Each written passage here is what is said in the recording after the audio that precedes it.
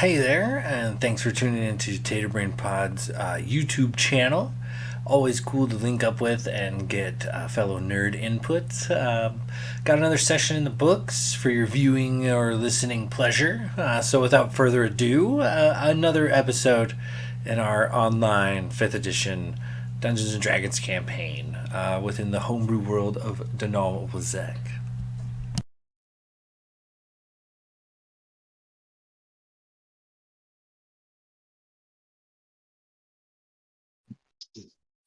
All right, so everybody mic'd up and ready to go? Fuck yeah. As ready as I'll ever be. Do it to it, bruh. Oh, yeah.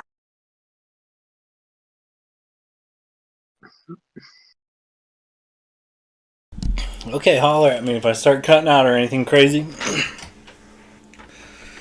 Let's do start off with a quick recap. So we're going back a bit in this recap.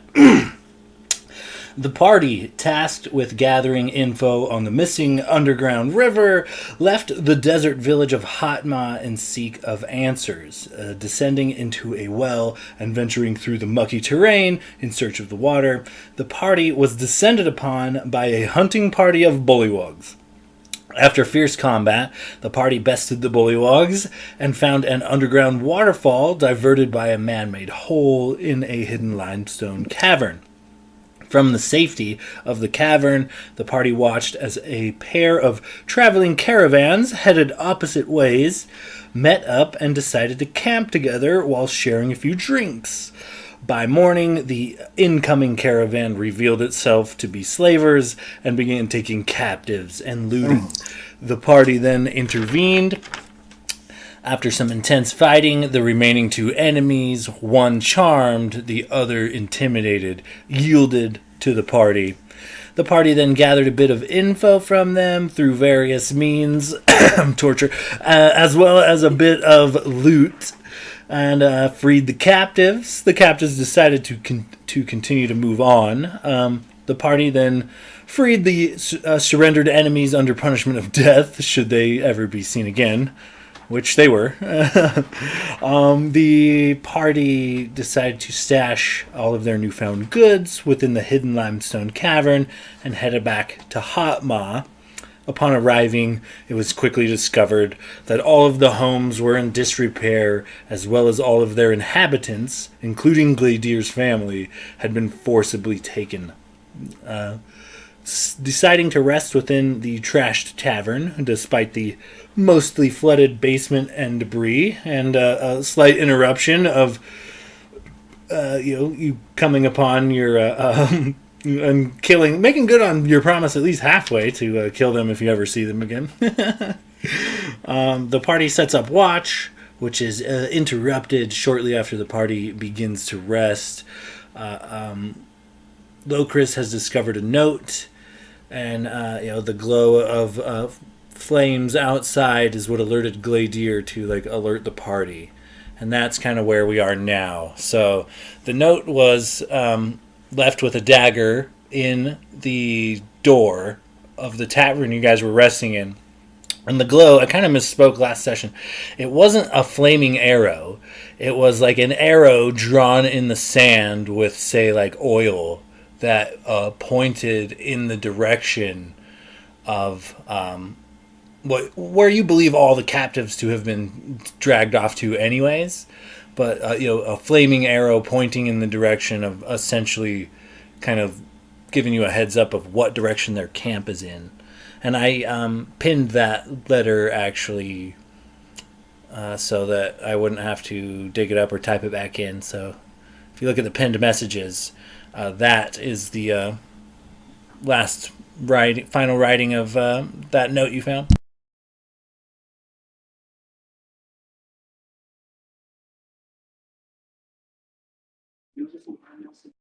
So that's where we are now. Is you guys are still in the rundown Ruddy Tavern, and your watch has been interrupted, but only slightly. The party is awake and aware, but otherwise, not aside from the message being dropped off. It seems like the next move is yours. Renwick's going to look at the group, and I guess look at the flaming arrow and just be like, did anybody happen to notice if Alvin went off in the same direction the arrow's pointing? Just out of curiosity. I think somebody noticed that. Or we found tracks. I would say, uh, um, hmm. Logus is the one who interacted with Alvin last. Oh yeah, I did shoot an arrow at him before he ran off. Would I know that that wasn't he ran in the direction of the camp? Go ahead and give me like an insight check.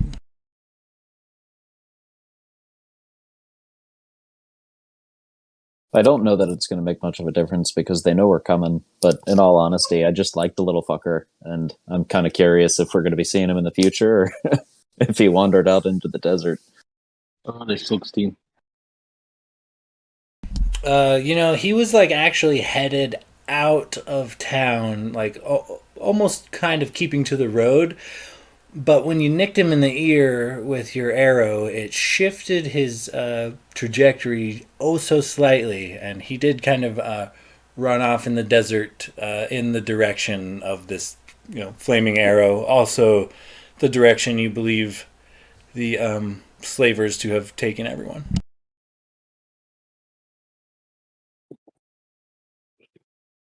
All right.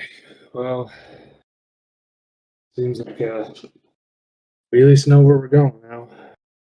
Should probably get some rest. As much as I want to chase after them right this moment, I don't think I'd be much good to them right now. Should we?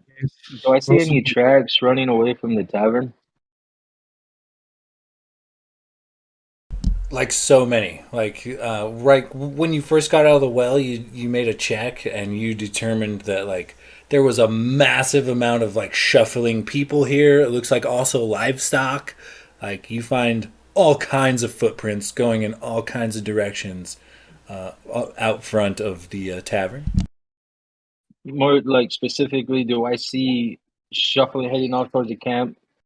Like the people who would have left that note for us? Go ahead and give me a survival check.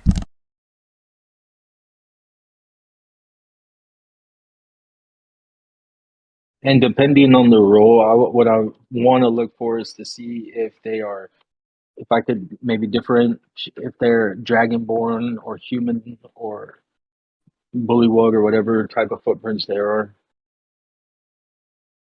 And I rolled a 22. Nice. For sure, they are. I mean, boots can be of any kind of person, but it's like a human-sized boot print is what it looks like, and you can kind of follow like a drip of oil here, a drip of oil there.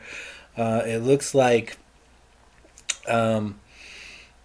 he drew the flaming arrow with like some like lantern oil, and maybe took the lantern with him. So you track this little drip of oil all the way to the crest of this like sand dune, and you do notice like way off in the distance there is the glow of a single campfire.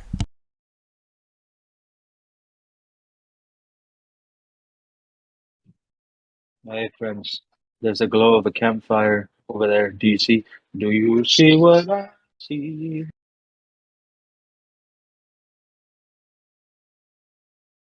Well, I mean, it's great we can see the campfire, but until we get a long rest, realistically, I think it's pretty dangerous to move any far forward or anywhere forward. Yeah, I agree. The exhaustion is pretty much killing me.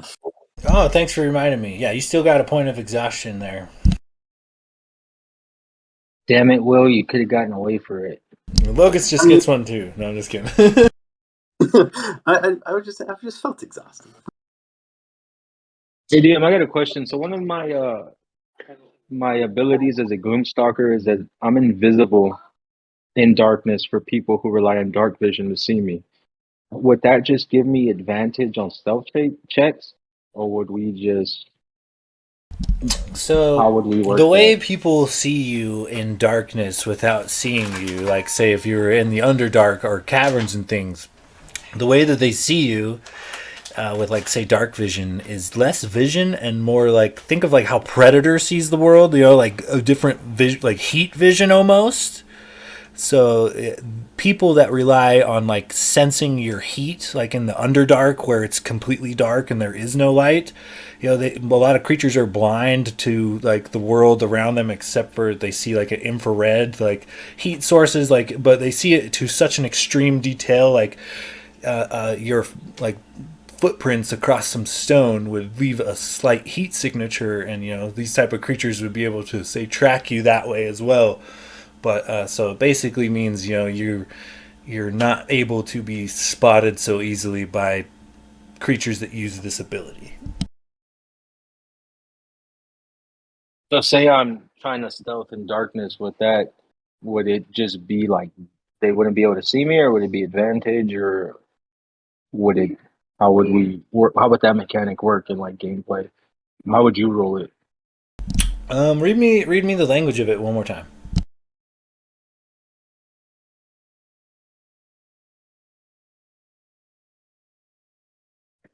So it's called Umbral Sight.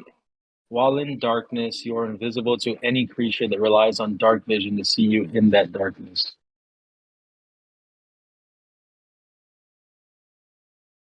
So it's like I would rule that as like a half freebie to like an invisibility spell. You know if it was a creature that relied on dark vision to see you in the dark, I would say you have invisibility. So it would be like disadvantage on them to spot you, or we could spin it the other way and give you advantage on a stealth roll versus that creature.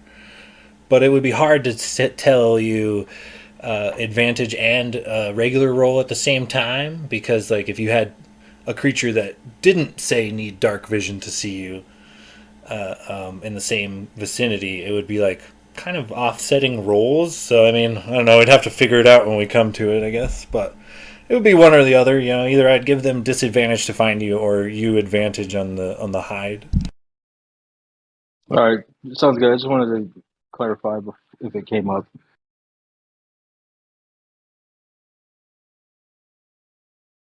Well, we should probably get some rest.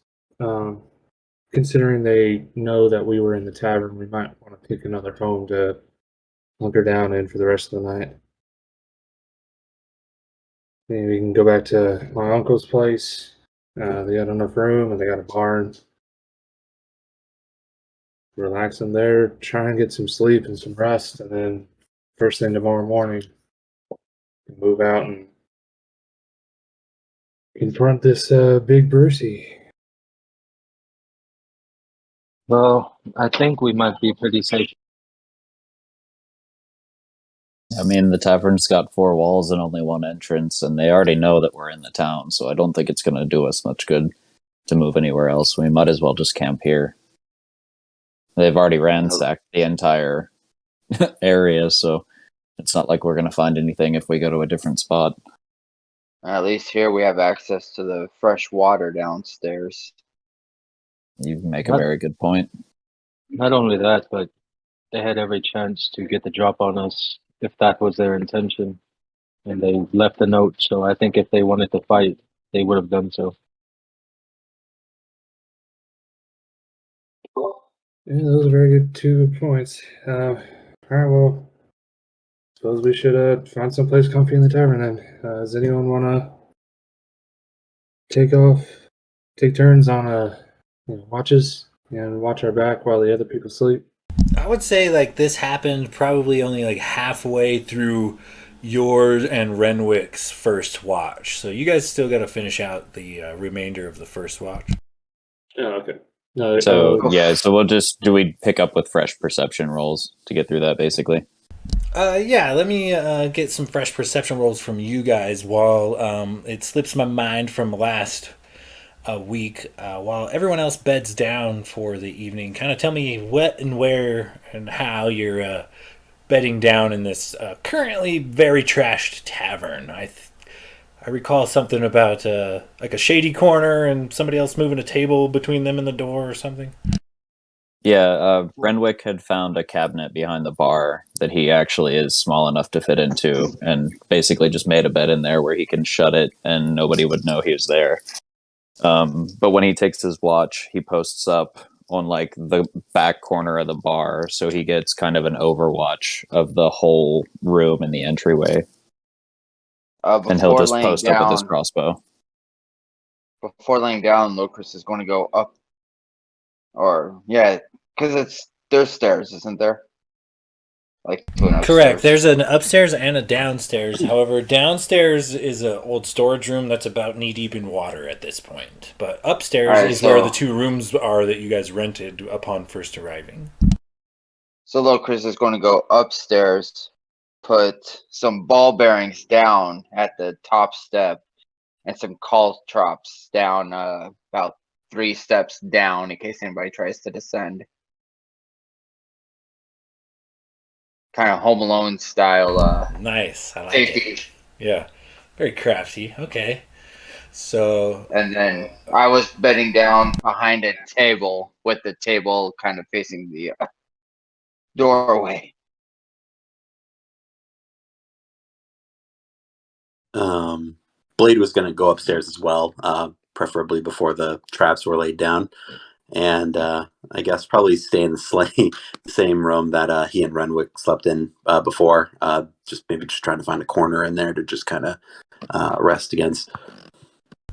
okay, yeah, you can post up upstairs in the corner. The room is totally trashed. Like everything's broken, the bed's been flipped and whatnot. But you can move a little bit of shit around and find yourself a corner to prop up against. And this might be like just like a silly question because I know there's a ton of like debris around, but is there like a way because I mean everything's trashed, like is there a way to just kind of see like what might have trashed, like what was it like weapons that these guys like broke Give shit around? me. You can give me an investigation or an insight check, whichever's better for you.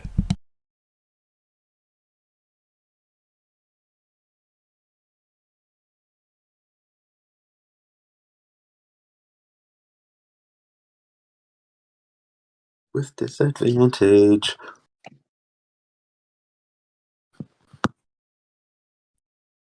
Damn, okay, I'll still take that. 16. So as far as you can tell, it wasn't like actually weapon damage, but it looks like a standard looting situation where people somebody impatient like cut open all the pillows looking for something hidden inside. You'll flip the bed. Did you hide anything under your mattress, under your bed?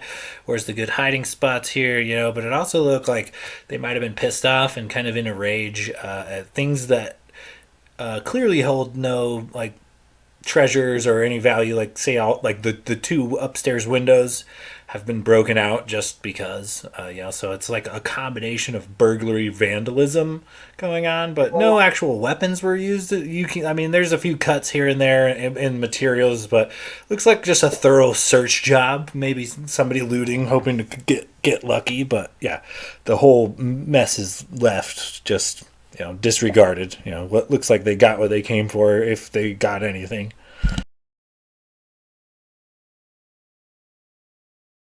All right, Glader's gonna drag a chair. Is there like a window on the front wall that's Yeah, you. That's where you spotted the fire from, where you initially had woke everyone up as you had walked by the window and looked out. There's a couple of windows on the same wall as the door, and the doors broke down, and both the windows are broke out as well. So Yeah, so I'm just gonna kind of But just Glitter just walk up and like pick up the broken door and just kind of like lean it in the doorway to try and like, I don't know. Like I know it's not gonna like go back on the hinges, but just kind of like block as much as you can that like main entrance just with the broken door, like leaning it up. You can close the door; it just doesn't sit even. People, you can clearly see kind of out of it through the large gaps, but the door for sure can be closed, but it's sitting very cockeyed and barely closed. It doesn't take much to open it. Yeah, so I'll just like close the door, then drag a chair, and like just sit by one of the windows and just finish my watch there. Okay, so Renwick and Gladier, go ahead and give me some new perception checks. All right. I hope you're ready for this first roll of the night. It's gonna be fucking hot shit. Mine was awful. Actually, 18. I'll take it. Good, because mine was a 4. And that Dragonborn don't see shit. For the most part, aside from you hear baying coyotes off in the distance, your watch is uneventful. Did you say banging coyotes? Not banging. Baying? Sorry, BAYING. Baying? That changes the whole. Yeah.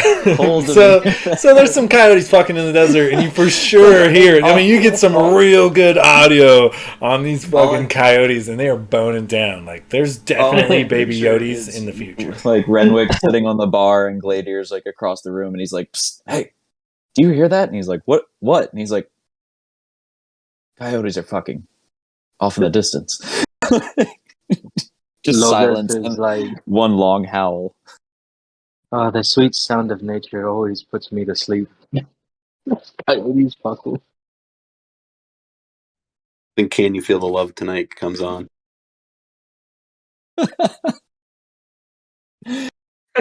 Oh, that's well, too good, huh? So, relatively uneventful watch then, I hope.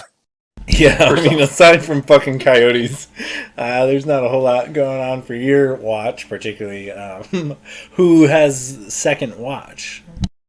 How long is the first watch? Is it 2 or 4 hours? So each watch is 4 hours in the sense that it gives everybody 8 hours worth of rest, but there's 3 watches, covering the 12 hours of darkness. So each watch will be 4 hours. Well, I only need 4 hours to complete my long rest, so if y'all want, I'll take the last 2. So Glitter will just kind of find Logus and shake him awake from his weird elven slumber, and he's kind of just lay down behind the bar, like just on the ground, kind of like leaning up against the wall, maybe. Renwick climbs into a cabinet next to you and starts snoozing too. Yeah, I imagine he looks over at Logus and kind of like just tips his hat, and he's like, "If you listen real closely, you can hear the coyotes." And he'll just kind of wink at him and then slide into his cupboard. Hey, Sean, would you allow me to kind of retcon something real quick, like before I take my long rest? And if I could cast Goodberry? Oh, for sure. You can get another 24 hours on 10 good berries. And could I also try something? As a ranger, I have something called Primeval Awareness. So as an action, I can expend a spell slot and to sense whether any aberrations, celestials, dragons, elementals, fae, fiends, or undead are present within 1 mile of me. Okay, yeah, that's a sweet ability. So it doesn't reveal the location or the number. It's just, are there any of those things near me within 1 mile? Give me that list one more time. It would be aberrations, celestials, dragons, elementals, fae, fiends, or undead.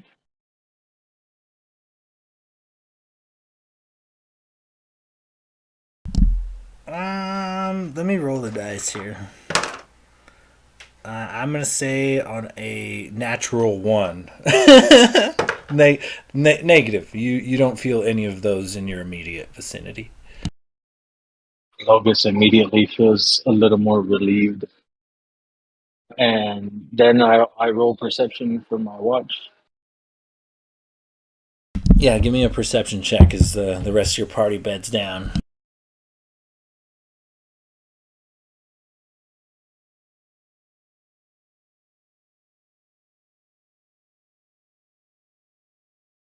You get a natural 20 for a total of 26.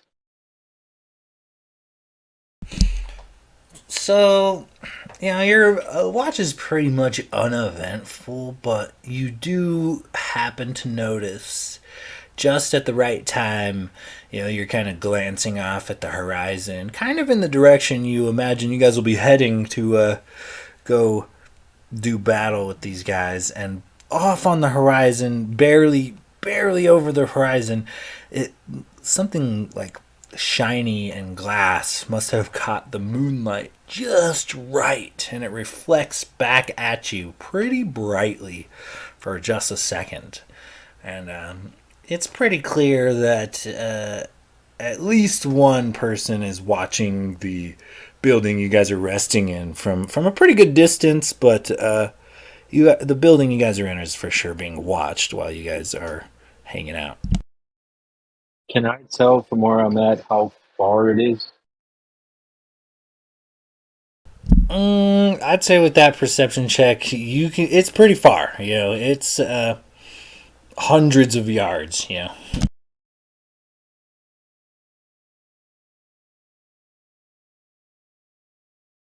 On my +1 longbow, I have a range of 600. Is it within 600?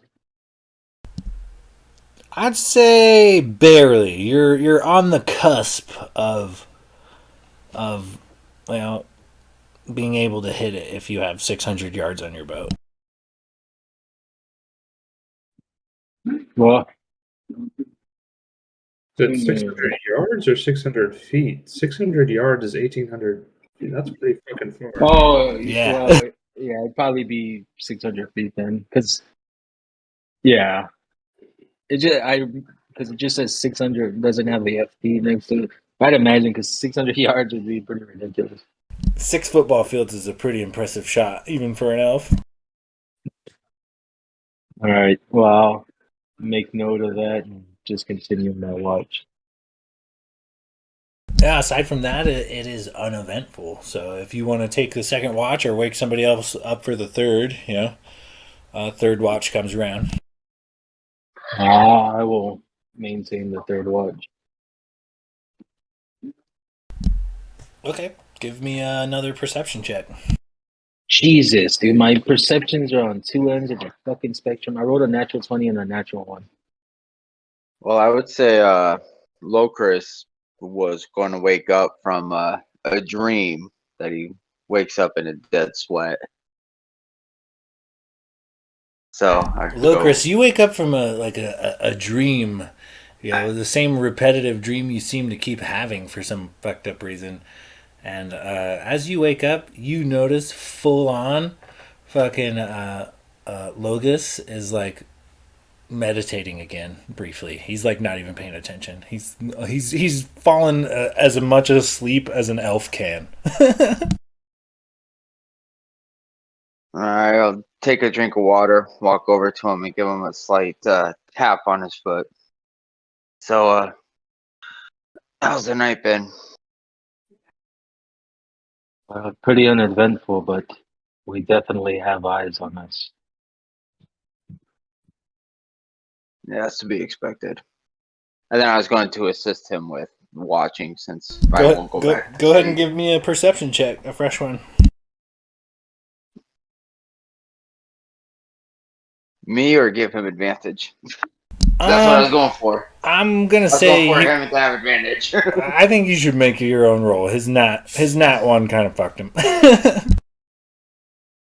While he rolls, so like if he was having like night terrors, would any of us have heard that? Like, does he like talk in his sleep, or is he like, yeah, especially like I imagine you'd have to ask him, but I think Locris is kind of fond of the abyssal language when he really gets, say, emotional. So if you don't understand abyssal, it's likely Locris's sleeping words are scary as fuck. But that's about all you're gonna get out of it.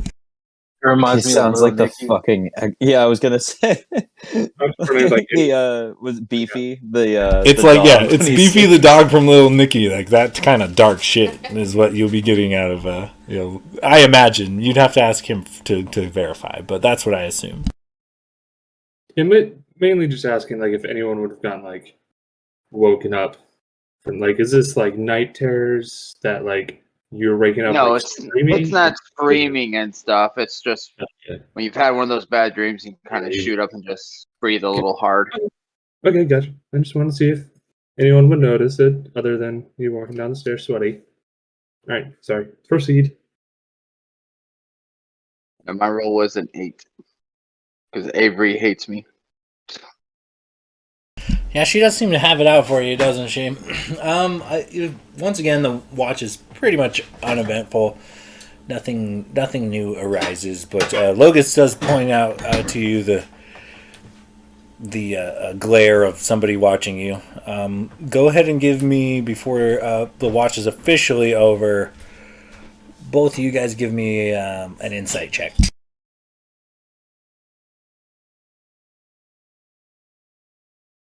$16.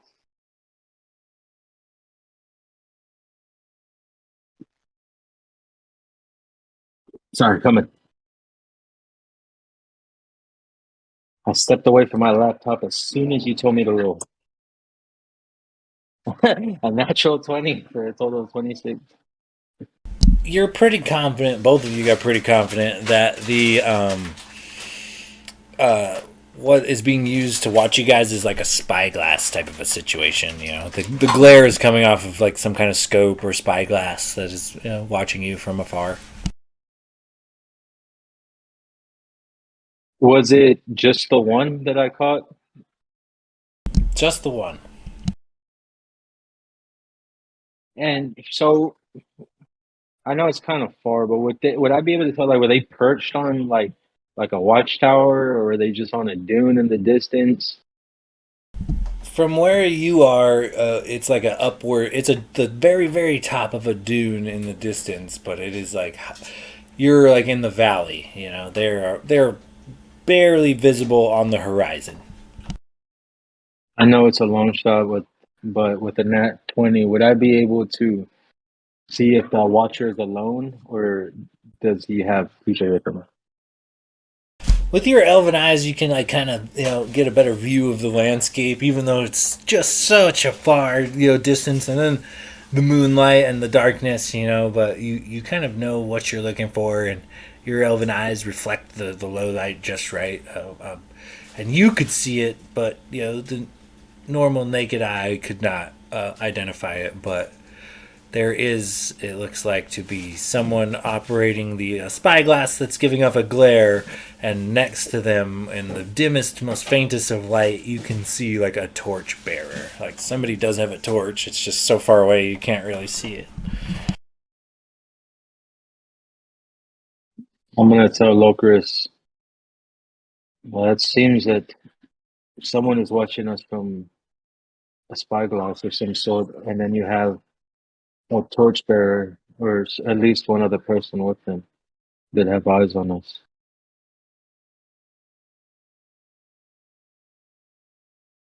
Yeah, they So want to see if we plan an ambush. Well, yeah, they're not going to give us an idle threat and walk away and not keep an eye out. They're going to make sure that we're going to be heading in their direction, whether we're coming with their goods or not. But I'm not really sure how we want to play this out, because if they know we're coming up with no caravans ahead of time, that sounds like we're going to piss them off. But I think we're wasting a lot of time to go back to the cave, though. So it's a kind of a tough call. Yeah, at this point, the sun kind of cracks over the horizon, and it is morning, and the party, stirs and arises.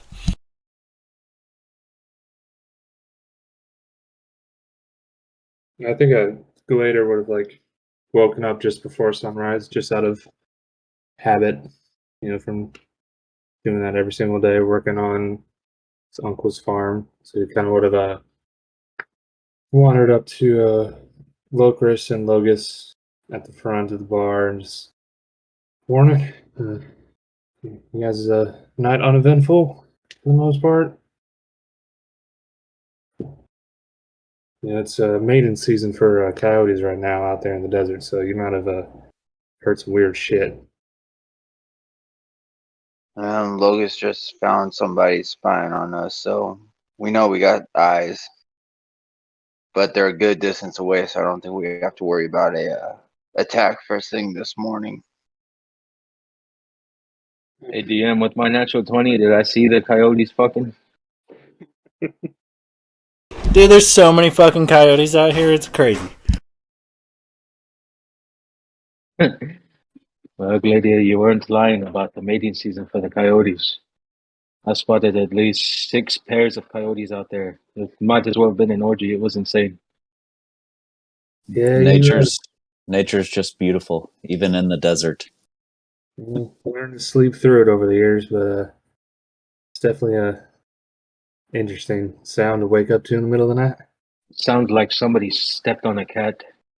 Yep, that's spot on actually. All right, But so Chris is right. I did see someone on a spyglass watching us, so they seem to have wide view. They're at least 600 yards out. It's gonna be quite hard sneaking up on these people. yeah, I think our recon is a little out of the question at this point now. I mean, Yep. they have high ground. They're going to be able to see us breaking off, and there's really no sneaking up on them at this point. Yeah, the question's not whether or not we can get recon. The question is, we're going to have to go through the front gate.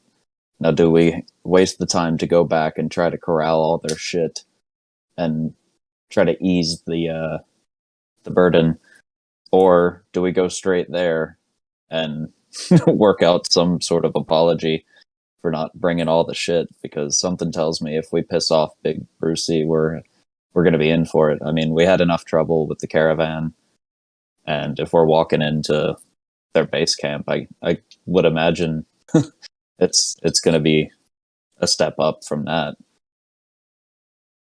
We can always hold the caravan as a type of insurance. I mean, if we walk in with the caravan was to stop them from slaughtering us right then and there. But if we say we know the location of them and use that as potential bartering chip, it doesn't hurt to have a plan B in our back pocket. And that's exactly what I was thinking. I think we should, use it as a negotiation tool. We'll tell you where your caravan is and all your goods, and you let us go with the townsfolk. Well, then it sounds like a plan, boys. We've got leverage. We might as well try to use it. All right. Well, is there anything you guys need to do before we head off? Other than, well, we should refill our water skins down there in the basement. There's all that free water, but yeah, we should do that now. Also, DM, would I know if Tark, I believe his name was? Yeah, Tark. The guy who tavern. owns the inn. Yeah. Does he have like his own private quarters or an office inside the tavern, or does he have his own house? He has his family's house, so he's like the last of his heir. So he has his own home also. Okay. But he's like the last of his line. is there like an office or like back room, like some sort of place where like he would keep like I don't know, like records, like ledgers or something? There's a few ledgers under the bar, and in the back room is like a kitchen kind of area. He's got a few ledgers for like like produce and things. But go ahead and give me like an investigation check. What are you looking for particularly? I'm looking for anything that seems off. Like I want to see if there's any sort of like communication with something not related to the tavern. Like if he's maybe like involved with these slavers or bounty hunters. Like if there's any like secret messages or something in the ledger that sticks out that is like not like I mean, what are you gonna get at a tavern other than food and alcohol? So like if there's anything in the ledger that seems like it's something else other than that. Go ahead and give me an investigation check. Yeah. Maybe while he's he's doing making that- monthly payouts to like Brucey LLC. And while he's doing that, could I take a look around the tavern and look specifically for like in the uncle's in Gladier's uncle's house? We found blood and obvious signs of a scuffle. Do I see that here in the tavern where there looked to have been Go ahead and that they give took part me with give me a force? perception check or a survival check for that. I rolled a 15 for investigation. Jesus Christ. So as you're like kind of going through some of the paperwork you find behind the bar, a lot of it is like, ironically enough, a lot of it is like goat contracts. It looks to be like most of the village that does end up paying Tark pays him not in money but in goats. And it's not very well kept. There's things that have been crossed out and erased and rewritten. Like looks like Tark might be a little more forgiving, if anything, than he should be about his debts, which might be why he's running a failing inn.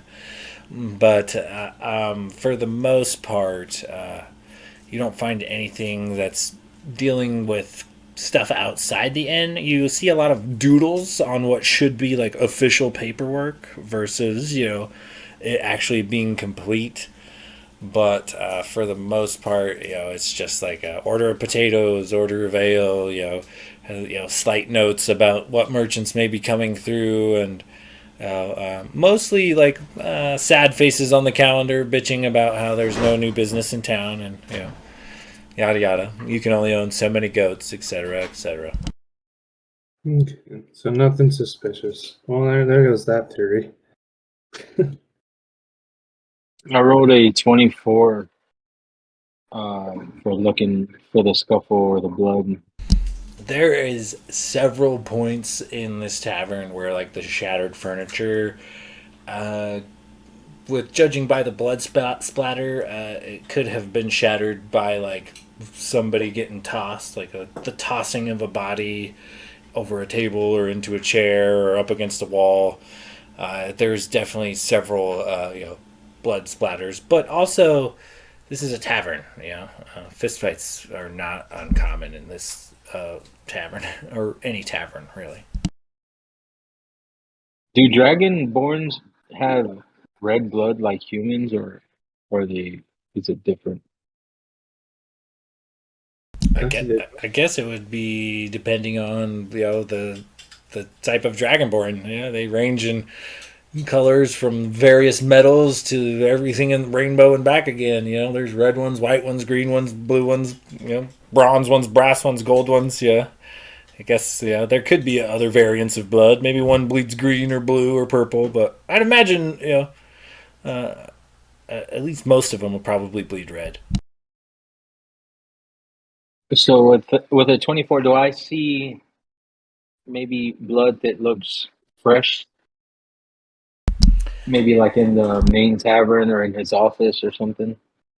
All of the blood that you guys have found, like even including in Gladier's home, it looks fresh-ish. Like, Probably within a couple of hours of you guys jumping into the well is when this raid went down. Like, you guys had just barely left when the raid took place.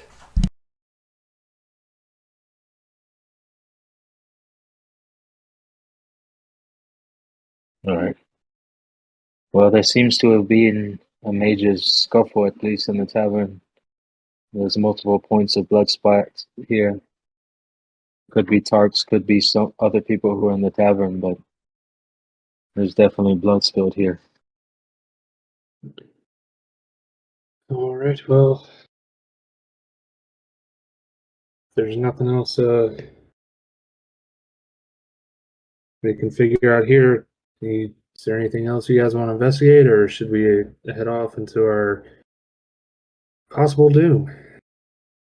Lady, I was actually going to ask you, you don't think that maybe there's a clue or something back at your uncle's house? He seemed, well, I wouldn't know. I don't want to metagame. Maybe Well, there's something at your uncle's house that could maybe help us. Because you did say you had a lot of things for trade in your house. he did seem awful keen on making me follow you guys through that well. Now, I don't think he had anything to do with the people getting abducted, but he might have some sort of information. I mean, he might know something.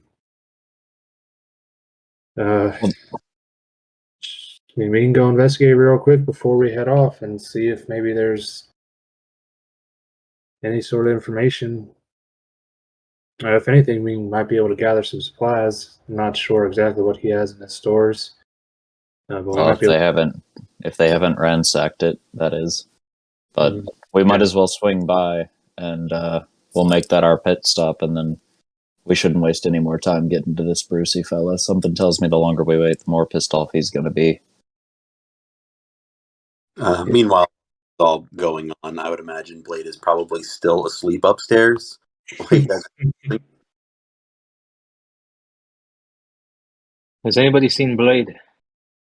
Me and Locris are up. I see you and Wake. Does anyone have eyes on Blade?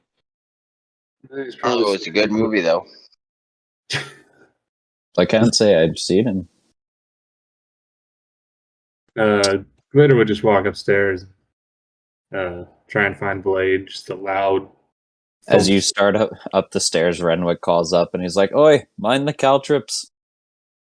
was gonna say. Oh man, I was like getting ready to be like, so go ahead and roll me. He kind of saved you there. He was already Yeah, up there. Locris Make is roll perception if he sees it. Locris is going to go pick up his stuff because he's cheap and Dad just walk in the room and shake Blade awake. Like, all right, now, time to get up. We got shit to do. Kind of shakes, comes to, and he's like, "Oh, very disheveled, just kind of like almost like a teen that just kind of got woken out of bed, hair everywhere." Yeah, I just kind of like grab him by his arms and just like lift him to his feet. All right, we're heading out.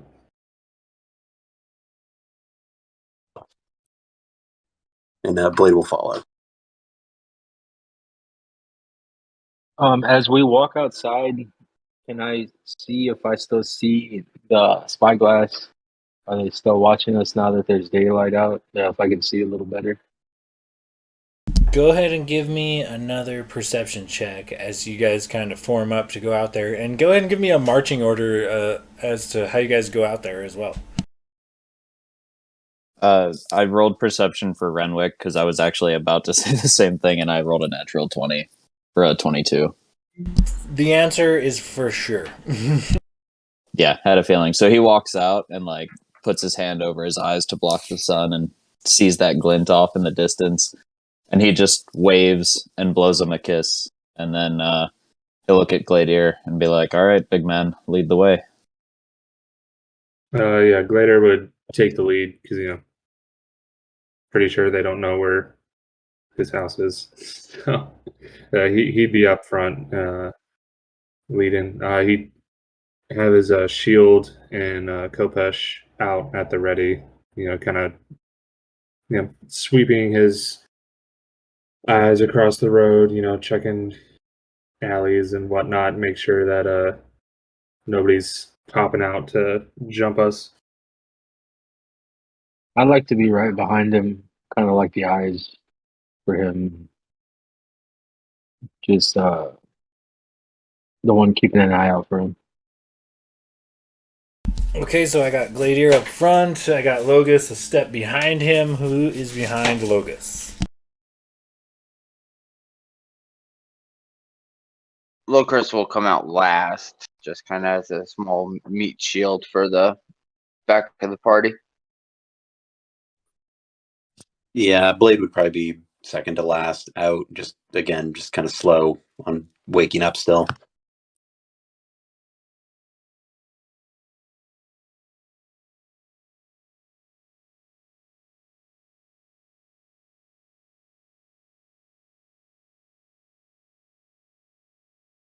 And where is Renwick? I'd imagine he's hanging out, maybe toward the back, probably right in front of Blade.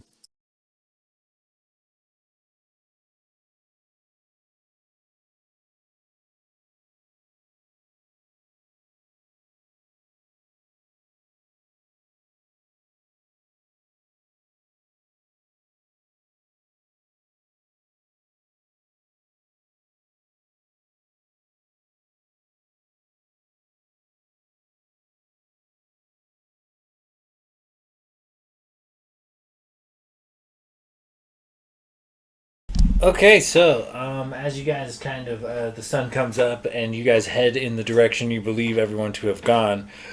During the night, it was kind of like an orange glow off in the distance, but in the day, there is definitely like a thin black cloud of obviously campfire smoke that's just like visible from far off in the distance. Like they almost as if they're like inviting you to approach. Is there any like last minute preparations you guys need to do before you reach said encounter or anything?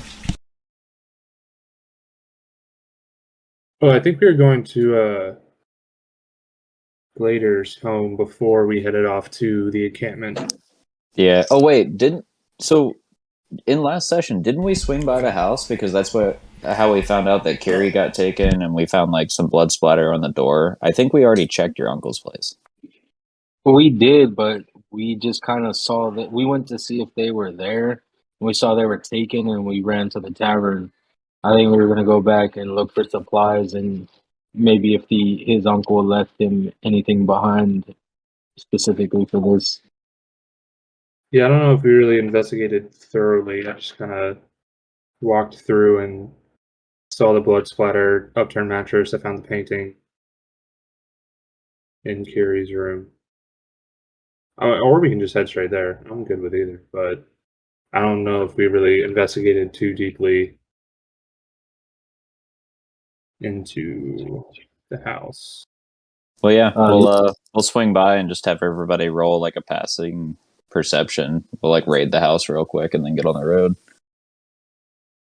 Okay, Logos is yeah. gonna The say, house is only like several houses down from you guys, so if you guys kind of head that way, want to roam through the property real quick, go ahead and give me some investigation checks. Logos is gonna say to Renwick, I don't know if this matters, but I am much better in the darkness. I would prefer to wait till night to head to the camp. I don't know if it's going to do you much better because the camp itself is going to be lit and they already know we're coming. So the element of surprise is really out the window on this one, but I guess it really depends on how long it takes us to get there. It doesn't seem like it's terribly far. My friend, there's just a spyglass watching us. If we could sneak up on the spyglass, then they don't know we're coming. Hence, we'd have the surprise back in our court. I think you'd be hard pressed to sneak up on them from that distance, but I suppose anything's possible. You'd be surprised what can happen when Darkness Falls. Great movie. That's an alright movie. It's an all right movie.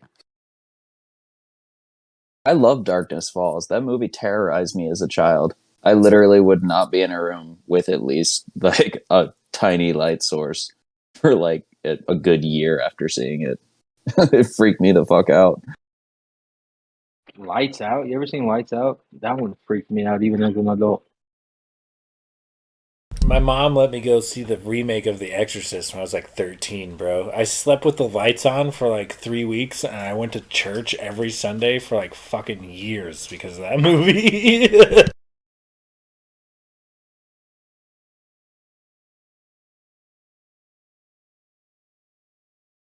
I got hot dice tonight. I rolled a 19 investigation. Yeah, Renwick got an 18. 15, 14, 12. Everything over 10. So it's pretty apparent what went down. It looks like there was a little bit of a struggle, and most of the goods have been looted, unfortunately. But you do notice that one of the floorboards has a real particular creak as you step over it, kind of inspecting the scene.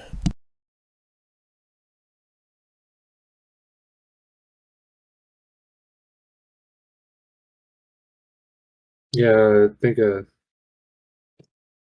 Glader would just kind of rush over there. I'm sure Logus is the one that noticed it, and he just kind of rush over and just stick his sword into like the seam and just kind of leverage it open and snap the floorboard up.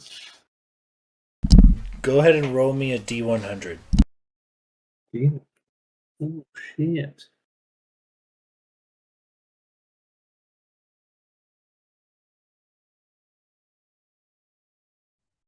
You find a copy of Darkness Falls.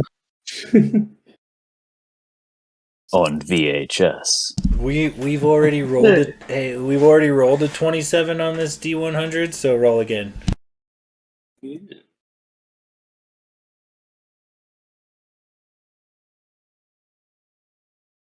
34.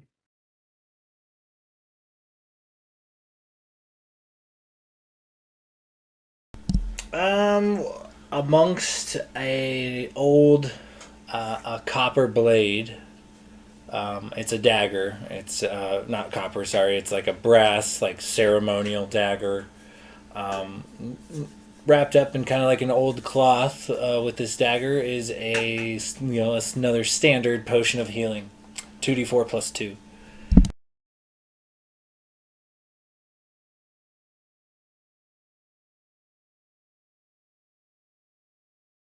Yeah, I just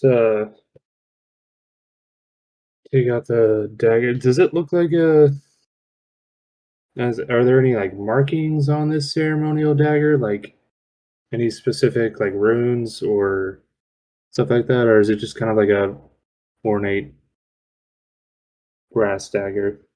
Go ahead and give me. You can give me a perception or investigation, whichever is better, or even like a knowledge religion if that's better. What is my no. Yep, never mind. Oh, that's not bad. That's a 17 investigation. It looks to be like it will probably work like as a standard dagger. It's not got doesn't have any like magical properties or anything, but this brass dagger or brass coated dagger rather is got the holy symbols of Hor scratched into it or etched into it, in fine detail. And you would also kind of recall that, not unlike you, your uncle is also a follower of the deity Hor. Interesting. Okay. Yeah, I just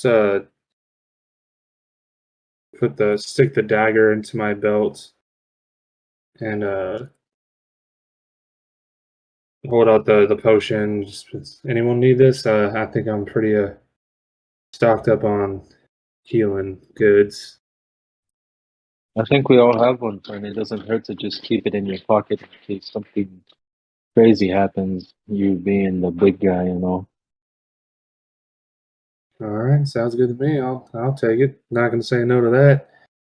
Well, unfortunately, I don't think there's any other information we're gonna find here. Should we head off to this big Brucey and try and get my town back? I guess I'm not gonna let them take everyone I care about. I feel like the longer we wait, the more risk we're putting the villagers in. Realistically, he's not going to take the aggression out on us. He's going to take it out on them, especially knowing that we have a dragonborn in the party. He knows, I guess, how to get to you. Yeah, I'd rather not waste any more time. Feel like the longer we take, this essentially a hostage situation. He might be taking some drastic measures to increase our pace if we go ahead and take our time. I mean, my only counter argument to that would be that I felt like he would, if he wanted us there as soon as possible, I felt like he would have got that across in his note. I think he did. When did he say? I mean, his note wasn't exactly pleasant. He didn't sound like a patient man or a nice man at all. I mean, we could technically, potentially head off towards the caravan. His little watcher would see, and that would buy us time since he knows we have his stuff.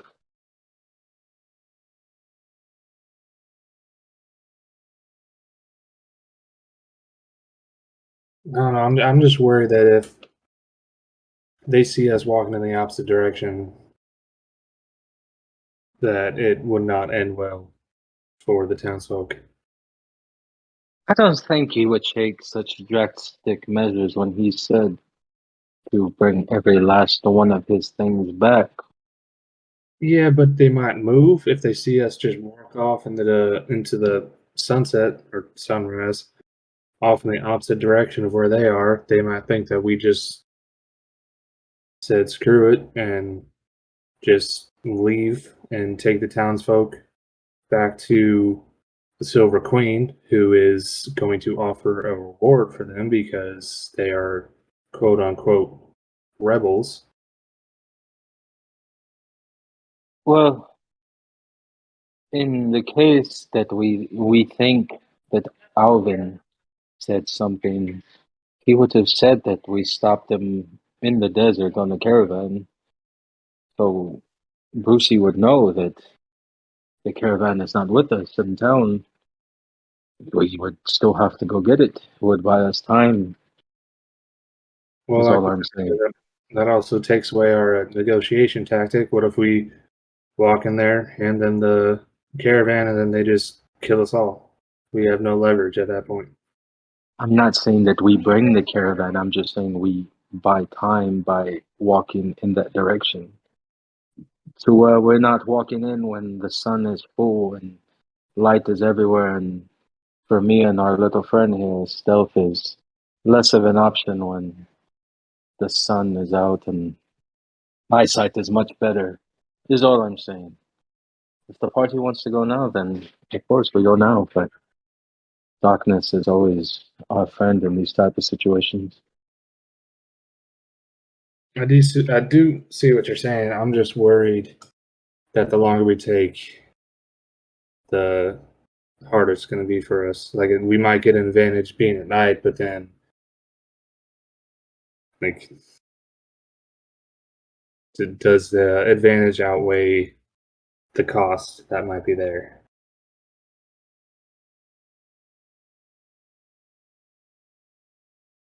Now, what does everyone else think? Okay. more than just two of us here voting on what to do. Your lives are at stake as well.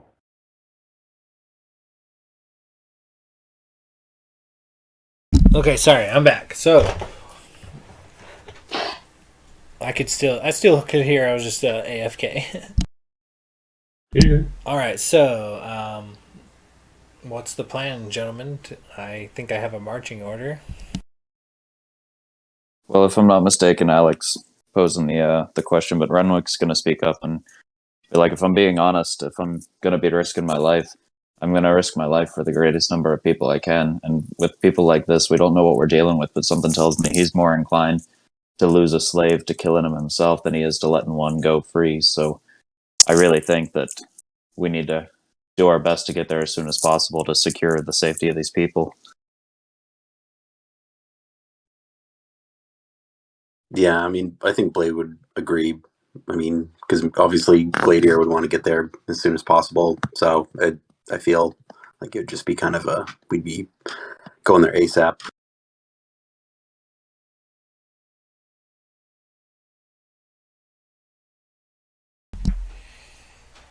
Okay, so the plan. What's the plan? You let me know.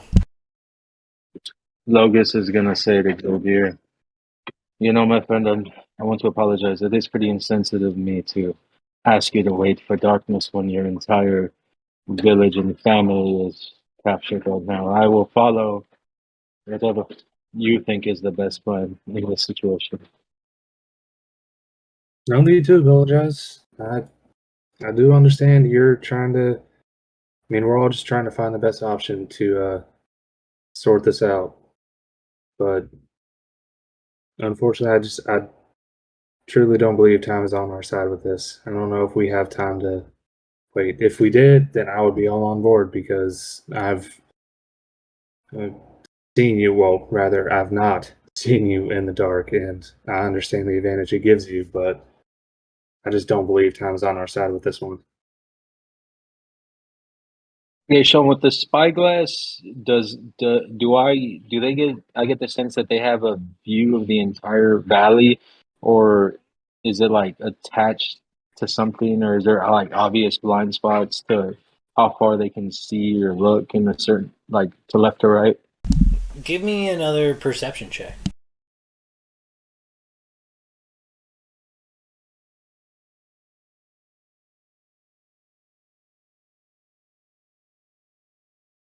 I don't know if it makes a difference, Sean, with the way that the perception checks are going to work, but I am, as a small creature and a halfling, able to hide behind creatures that are one size larger than me.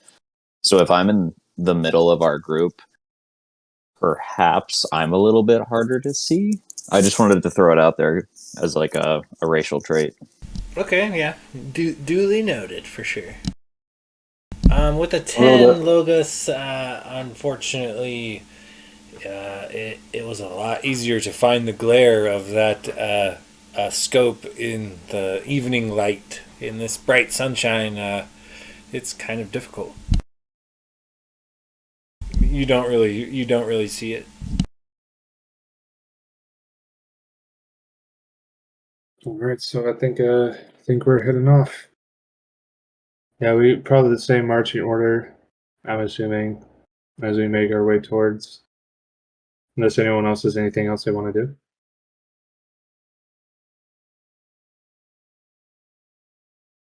Okay, so Gladiator is taking point with Logos right behind him.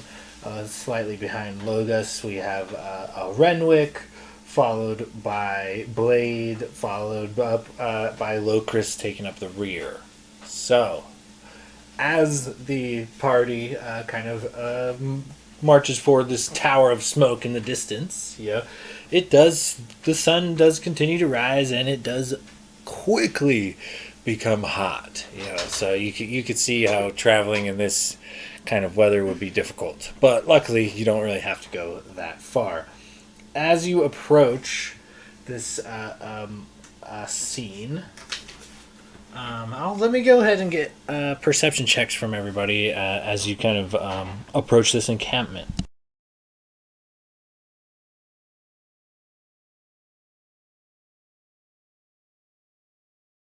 That's a natural 1 for Renwick. Oh wait, I can fucking re-roll natural ones. I Yeah. always forget to do You're this. lucky, man. You're a halfling, remember? God damn it! I was telling Will to literally not let me do that again because for the last 2 fucking sessions, I keep trying to remind myself and I always forget. But I re-rolled for a 9, which makes sense. I'm behind everybody. I'm tiny. 6 for Blade. I think our highest is a 14.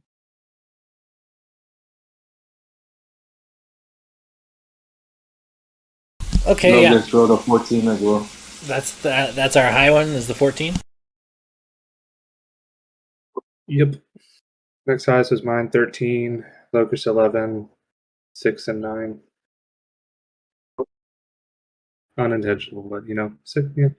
And Sean, once we get within probably 100 to 150 yards or so of the camp, Renwick wants to pop one of the vials of poison that we picked off of the rogues and just apply it to 3 crossbow bolts. And yeah, I just want to do that before we get too close. Well, can I poison tip 3 of my arrows as well? Yeah, you guys can apply some poison to some arrowheads and bolt tips as you guys kind of move forward towards the camp. Yeah, they should last for an hour, so I'm not sure how the timing works out, but when we're relatively close, maybe 10-15 minutes out.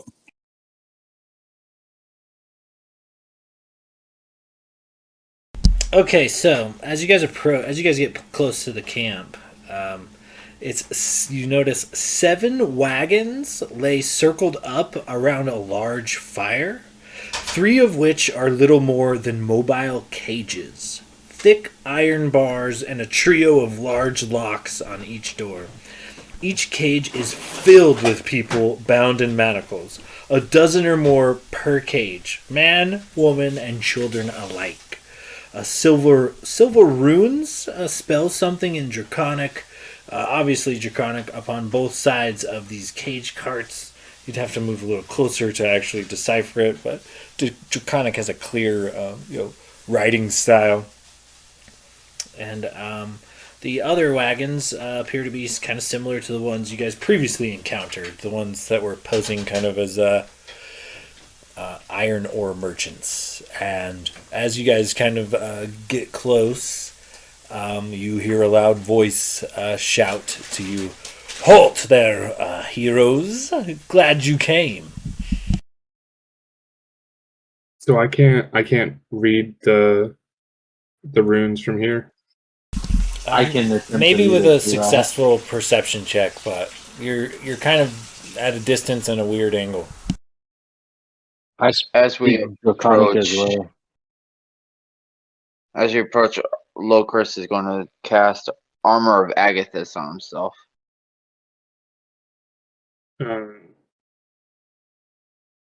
Okay. So Glader would be, I guess he was in the lead. Do I see where the voice, do I see the person who yelled out to us to approach? Okay, so I just dropped it in the feed. So the circle of wagons that has kind of come around, that's why you can't really see much, is because the wagons containing the people are on the other side of this circle. The wagons closest to you are covered wagons, actually. And the wagon leading the front, the very lead wagon, is actually not made of wood or cloth. It's like iron and riveted together. It looks to be like a small tank almost. It's a carriage for sure, but it's definitely made of solid iron. And the X would be the man calling out to you to halt, and the O's are cloaked individuals, tall cloaked humans that their faces are revealed, but you can't really see beneath their cloaks, I guess. So what they're doing under there is unknown to you. Could be creepy, I guess. But the X, the man calling to you to halt, is in fact a gnome. He is only about 3.5 feet tall. He has he gains like an extra foot of height by having a like bright red, straight up and down mohawk, and he also has like a leather eye patch on one eye, and he kind of calls out to your party to halt. You wait there. You don't need to come any closer. And so that's where we're at picture wise. So, you are the ones that went and destroyed my crew, huh? Very, how inconvenient of you. So, where are my goods? I reckon you're the one they were calling Big Brucey. Kind of a deceiving name. I do say so myself. Don't worry about what they call me, Goldie.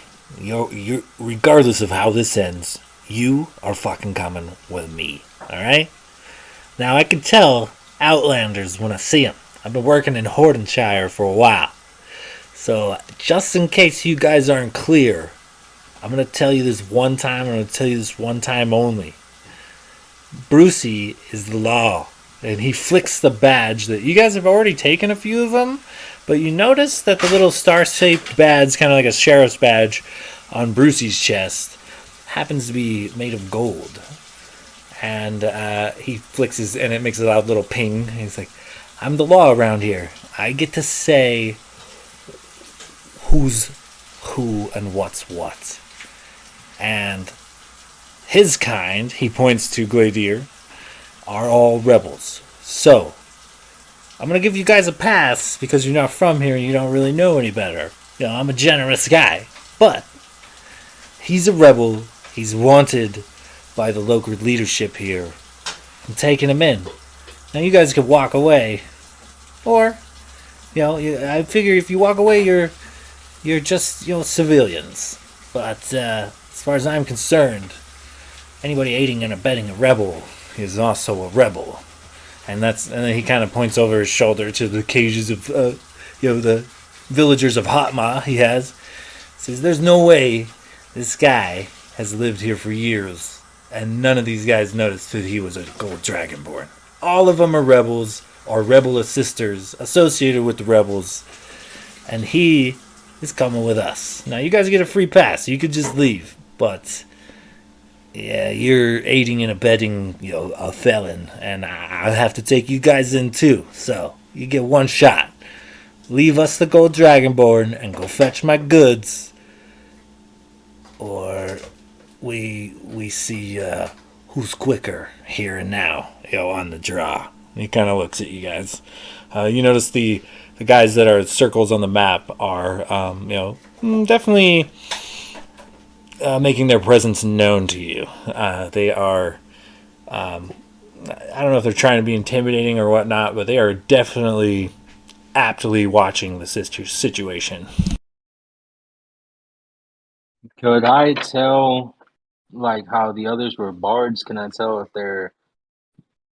do they any of them have lutes or swords or axes or bows or what kind of weapons they're using? Unfortunately, aside from their leather boots and their hoods being pulled down off their heads, they're all humans, but all four of them have their cloaks adjusted in a way that you cannot really see what they're wearing, what they're armed with, what's in their inventory, yada yada. They're kind of cloaked to you.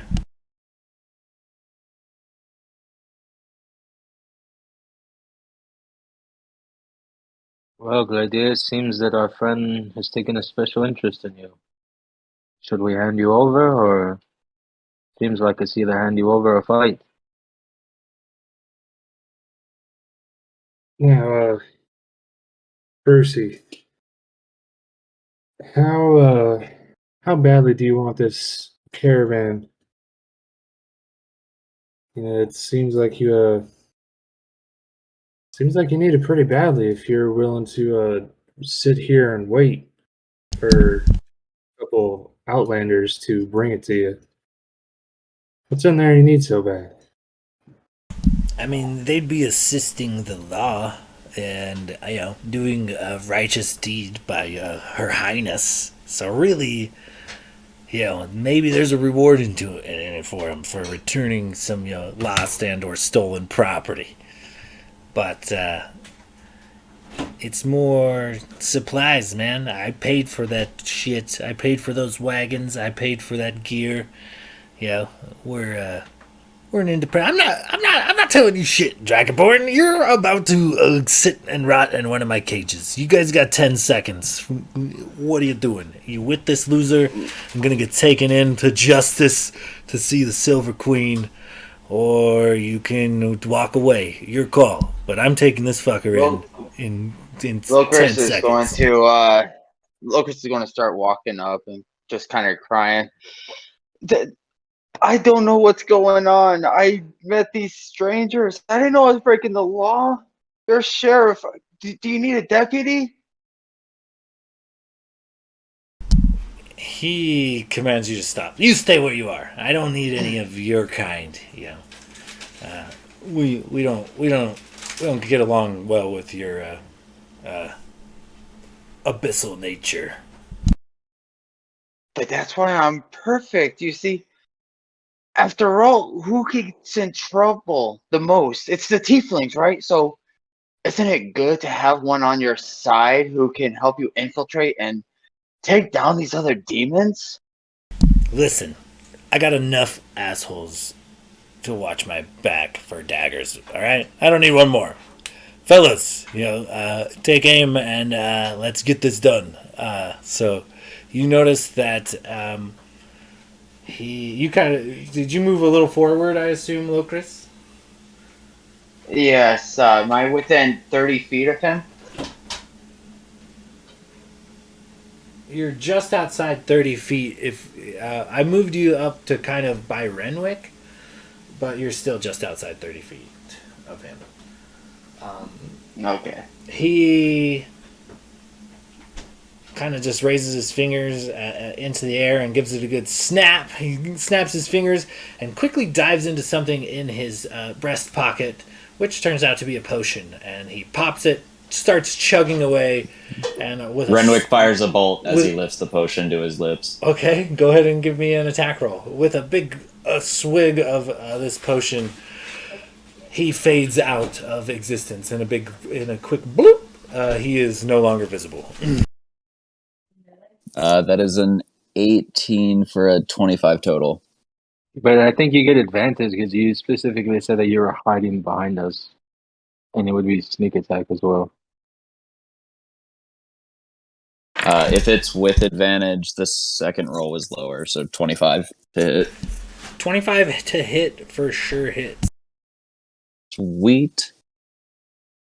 That is 1d8 plus 5, so 9 damage for that. 2d6 for the sneak attack.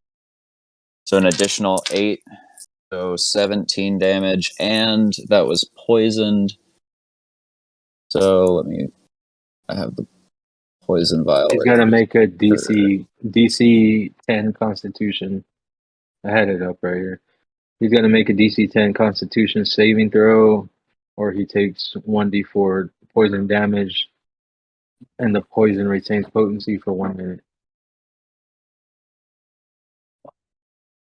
Oh, wait. Sean, we had the timing wrong on that poison. It says once applied, the poison remains potent for 1 minute, so we couldn't have done it back then. So don't take the poison damage. That's my bad. I misread that. But 17 damage total. Okay, nice. Yeah, well played. You sink a bolt into this guy, and him and the bolt both fade out of existence. Everyone go ahead and roll me some initiative. So the bolt went invisible too? Correct. Keep one of them alive. We need to get answers. And he just yells that as he, pulls out his Kopesh and raises his shield up in the air. Oh, that's not a great initiative roll. That's booty. Oh, no. Jesus, I have a +9 to initiative, and I still rolled a 12. You have a +9. That blows my mind every time. I have a +8 and rolled a 24 total. Okay, so Boom suckers, so baby. anybody get higher than a 24? No. Okay. How about 20 to 15 area? Be 20. Locris. Locris got 20. Okay, how about 10, 15? Logis rolled a 12, and Will rolled a 10. Okay, And that'll bring Gladier last with an 8. Gladier rolled an 8. Maybe if Gladier goes last, he won't get beat up first. Maybe there's like a strategy to that. Maybe this is the trick. The half healer goes last. You know? Support. They'll ransack you before you even get a turn, man. Yeah, probably. With my luck. Hopefully.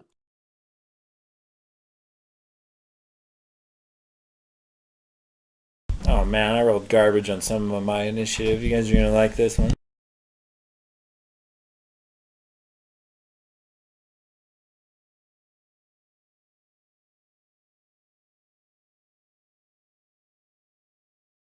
Okay, let me send like an updated battle map real quick, and we will start the round.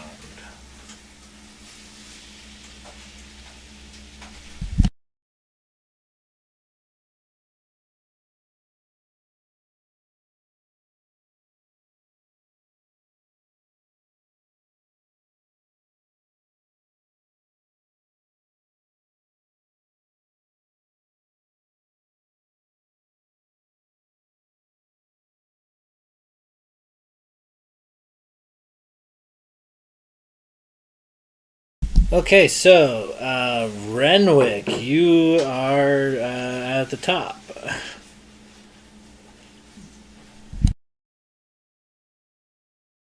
Oh boy, oh boy. Sorry, I'm just trying to get a slightly So the X, larger view on the map. There we go. the X on the map was where he was, but however, he is no longer visible. So you're not sure where he is, but that's where Brucey was. Okay. Renwick is going to fire another poison bolt at the, I guess, most eastern circle. I guess like far right. Okay, yeah, go ahead and give me an attack roll. And I'm assuming that would, like, I'm not hidden anymore because I took that shot in the surprise round. Correct. Just making sure. Ooh, that hurt. That's a 4 for an 11. So That's a miss. down one more unfortunately. poison bolt. And he is going to 1, 2, 3. I think I can get to that cactus on the right, correct? Yeah, you have like 30 feet, right? So it's 5 feet a square. So 25 feet of movement.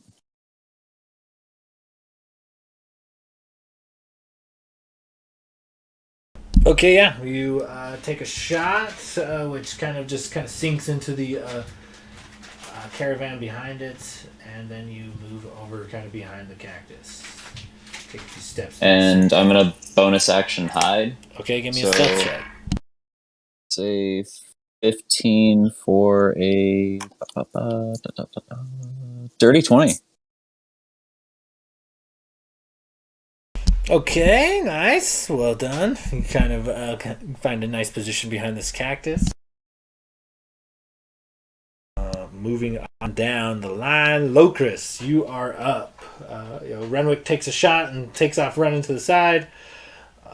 You see these other guys kind of, still kind of glaring at you. Look like they're shuffling something underneath their cloaks. You're not sure what. I'm going to move about 20 feet to the right and 10 feet closer. And then I'm going to take a shot at the circle right in front of me with the Eldritch Blast.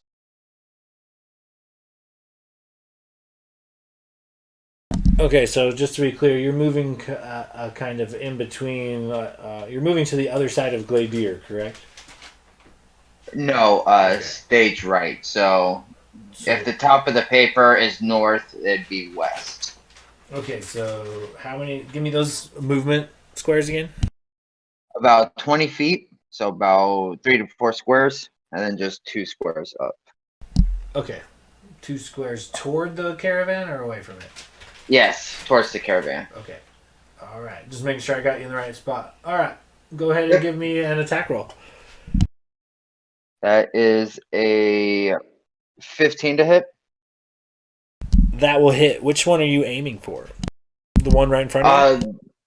Yeah, the one that would be closest to the center. Okay, Out great. of those Yep, two. that'll hit. Go ahead and roll some damage. That's 9 plus 5 for 14 force damage. So tell me again how your Eldritch Blast manifests as you just blast this dude. I mean, he stays on his feet. You know, you definitely gave him a good whomping, but he's still got a little fight left in him. So, as I go running over that side, the black ink is going to run down my arm, forming a morning star in my hand. So as I get to that spot, I just swing it out, and you see a black blast just shoot out from the morning star and slam into him. Nice. All right. So moving on down. Is there anything else? Nope, that's it. Okay. Moving on down. These comes to these cloaked figures here.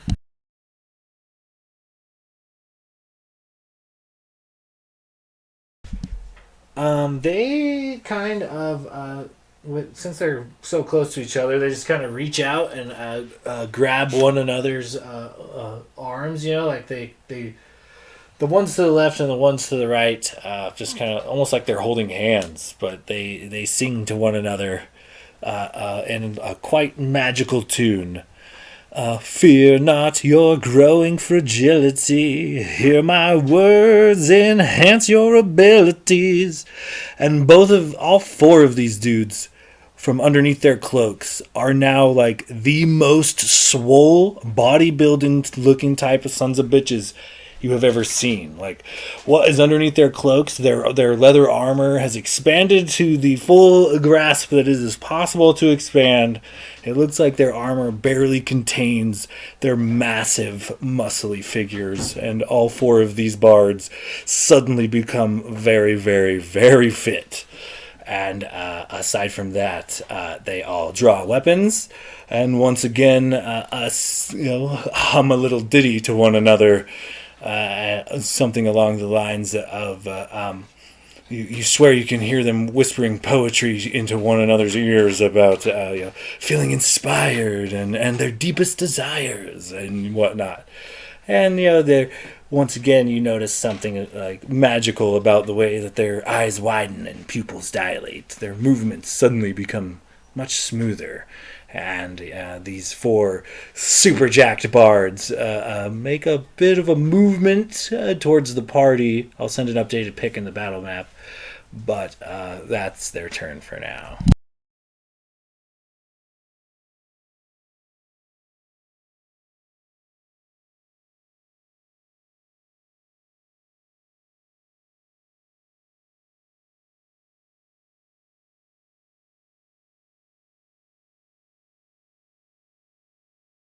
So I'll send the pic here in just a sec, but we're moving on down to Logos. You are up. Let me send this pic real quick.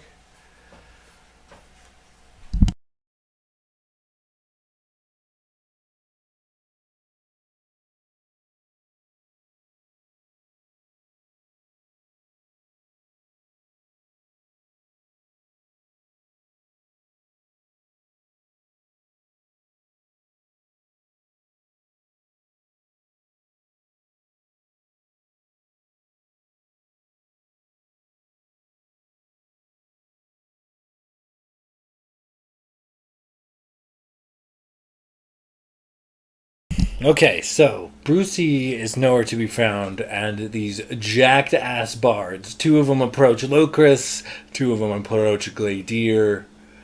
You're only a step behind Gladier, and a step behind you is Blade. So, what do you do, Logus? What would it be to maybe use my survival to potentially see if I could see the footprints of Brucey? Would that be an action bonus? Do you allow a free action? I'd say if you went to the place where he disappeared, you might be able to find some footprints, but go ahead and give me a survival check just in case. If you give me something wildly crazy, maybe I'll give you something good.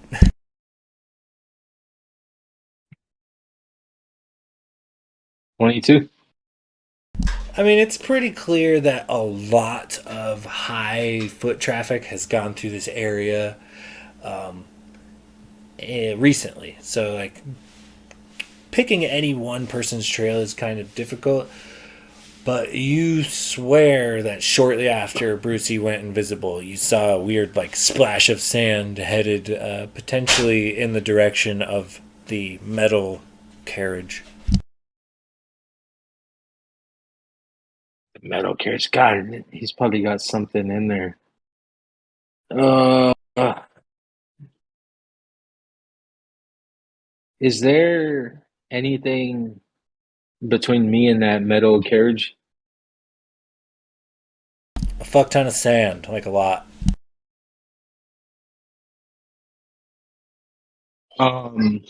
Shit. There's like a hitching post outside, like on the whole north side. I guess on the south side too, but the donkeys that they use to pull the wagons are up against this like hitching post on the north side of each wagon. So I guess that's kind of between you and the wagon, but not like directly. So I'm gonna take my 30 feet of movement. 35. Wow.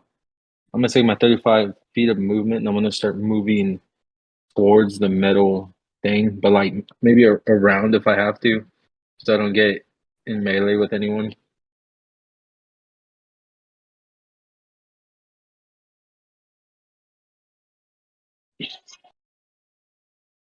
Okay, yeah. So you move 35 feet closer to the metal carriage. And I'm gonna use my bonus action to mark one of the ones that have been damaged for Hunter's Mark.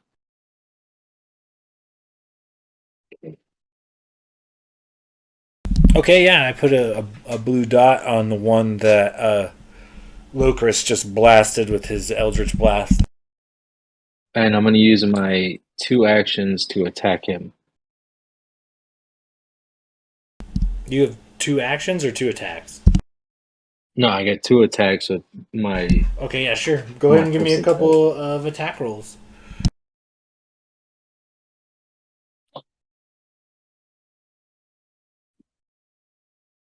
It's a 26 to hit. That hits for sure. Okay. I'm gonna roll for both of them just so I know if I can roll it all at once.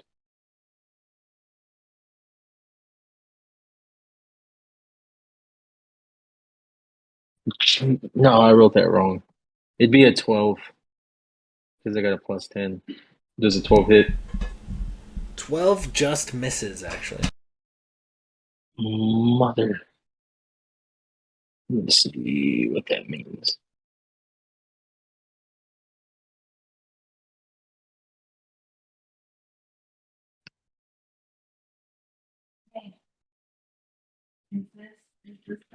Okay.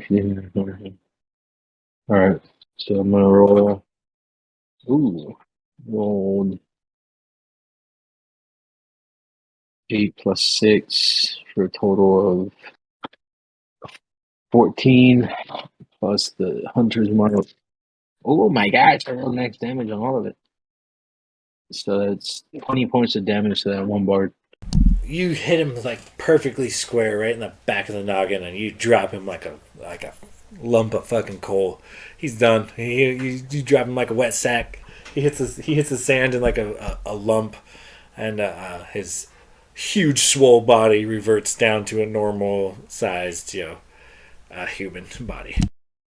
So that guy was in front of Locris or Gladier? He would be the one farthest to the left of, I guess, as we're looking at the picture, the bad guy farthest to the left, near Locris. Okay. So Locris is just gonna see this slow ass bard walking up to him, and then he's just gonna drop, and then there's gonna be an arrow in the back of his neck, and then you're gonna see Logus, and then I'm gonna say, I think I found Brucey's prince. He's heading towards this metal wagon. And that'll be my turn.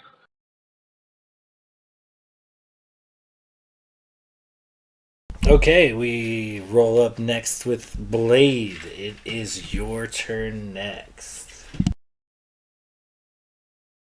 All right. Would I guess know or hear that Brucey was making his way to the wagon? I don't know. Did you shout that to somebody at some point, or?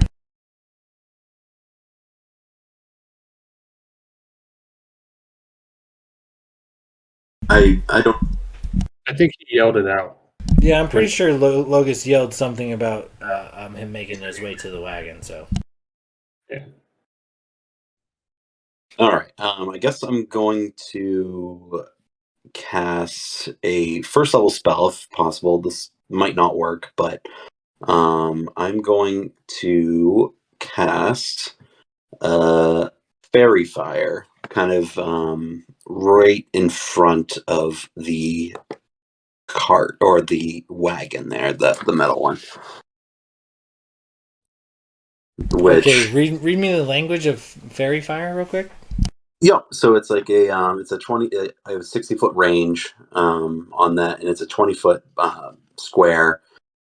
Each object in a 20-foot cube within range is outlined in blue, green, any color. Creature in the area when the spell is cast is also outlined in light, and if it fails, a dexterity saving throw. So for the duration, objects affected and the objects and affected creatures shed dim light in the 10-foot radius. So I'm hoping I can basically maybe catch him if I see him, or maybe outline him in light.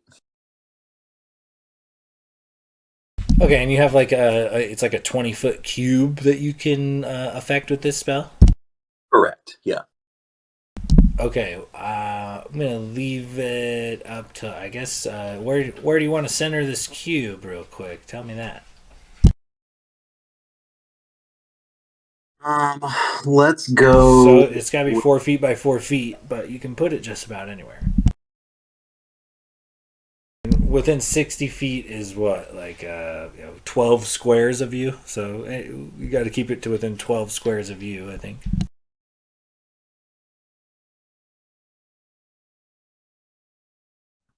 I guess basically I would want to plop it maybe by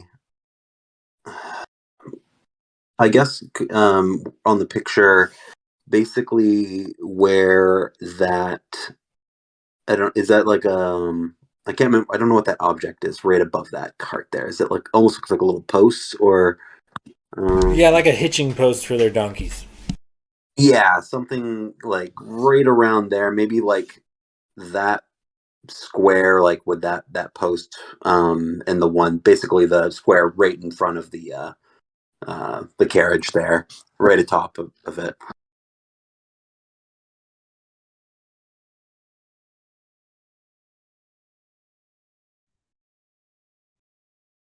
So yeah, the post and then the square to or those are 5-foot squares.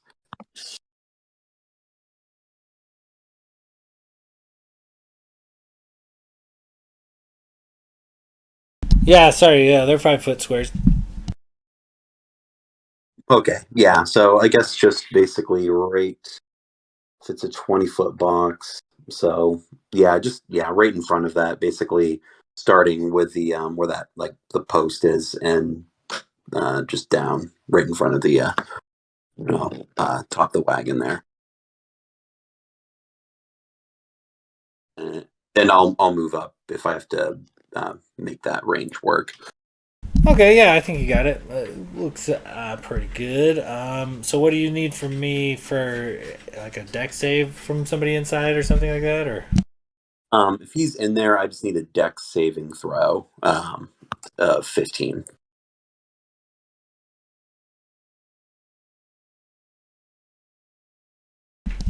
Okay, so I got an 18 on the die. Okay, so I don't think he is affected. No,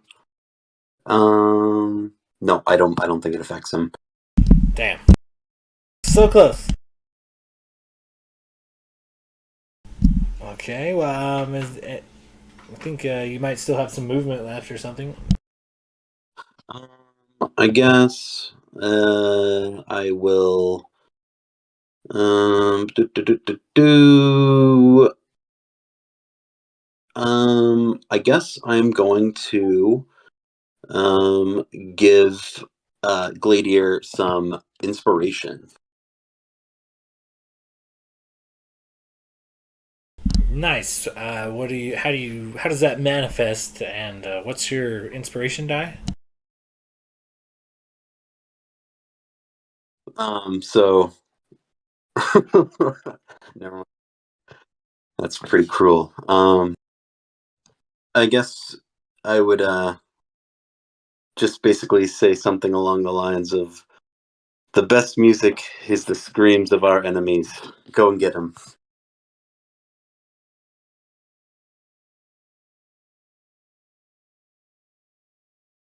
Pretty corny, but And that's like a D6, I think. correct. Yes. Okay. So, um, next in the lineup is actually not Gladier, unfortunately for you guys.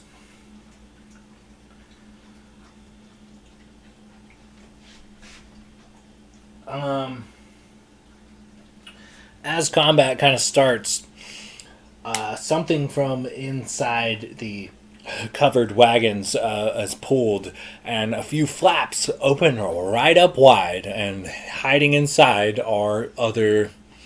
It looks to be archers. These flaps on the wagons just kind of pop right open, and they all give you guys a good blast. I'm gonna count this first round as a sneak attack, as the perception checks I kind of had you guys roll upon coming up to camp were to determine who you could see. And I didn't expect you guys to get a 14 as your high, to be honest. But I'll send you a new pick of the battle map. But I'm gonna have to get a couple of attack rolls on Logus, as well as Gladier, unfortunately.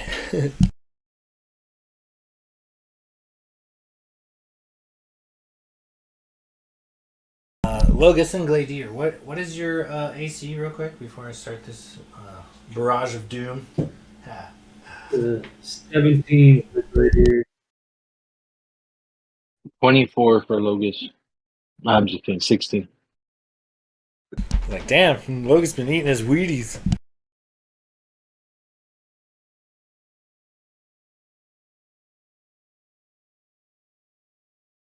Okay, so a couple of archers are hidden within each of these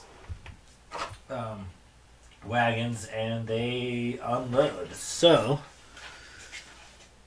let's go ahead and double check. Okay, so let's go ahead and say the first couple go towards Logus. We're looking at a 7 and a 14.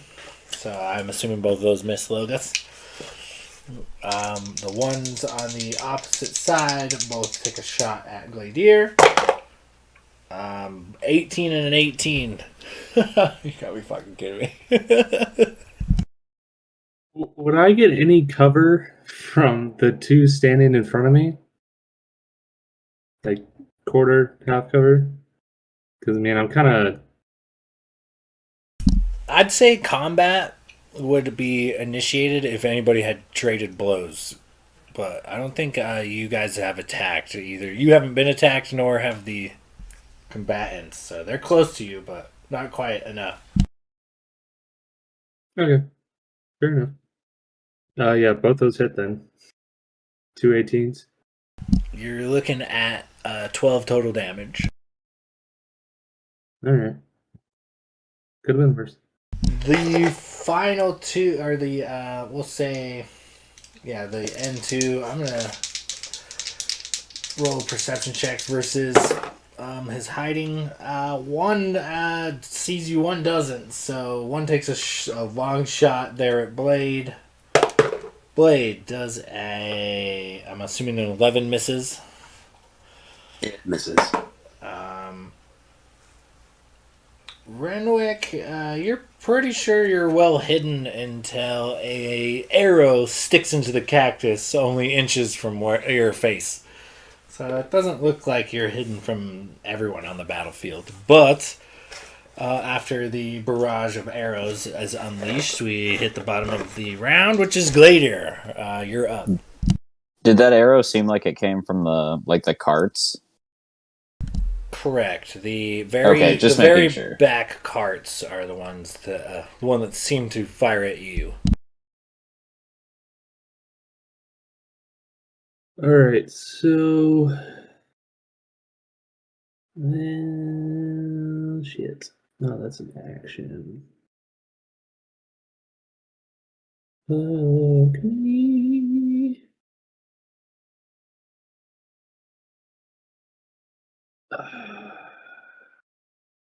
I'm the only one that got hit by that barrage, correct? As usual, yes. Okay.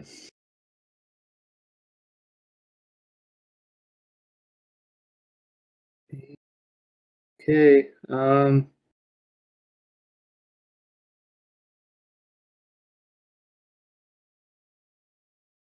Yeah. Alright, here we go. I'm gonna cast Shield of Faith on myself as a bonus action. So, Glader just kind of slams the hilt of his Kopesh against his shield a couple times, and this like glimmering golden light just kind of emanates from his chest and just kind of envelops him. I have a +2 to AC. It's a concentration spell. Don't let me forget that if I get hit. Oh, I won't. Yeah. And then I guess the fucking best thing I can do, I'm gonna attack the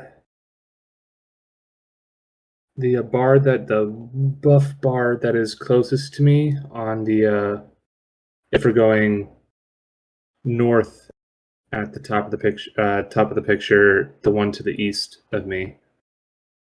Just take a swing at him. Okay, yeah.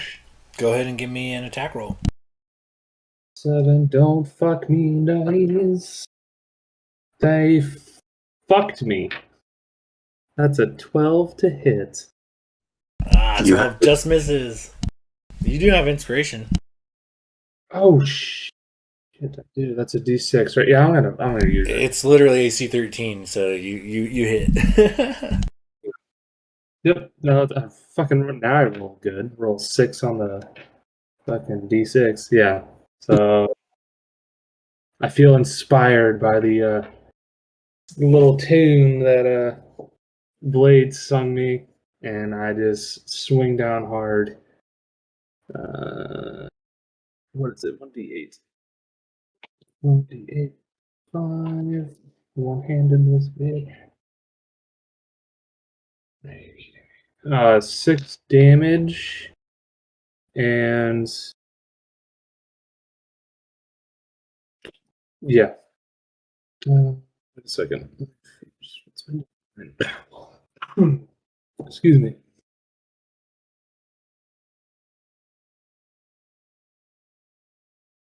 Oh wait, no, those are actions, bonus actions. Yeah, so yeah, just 6 damage.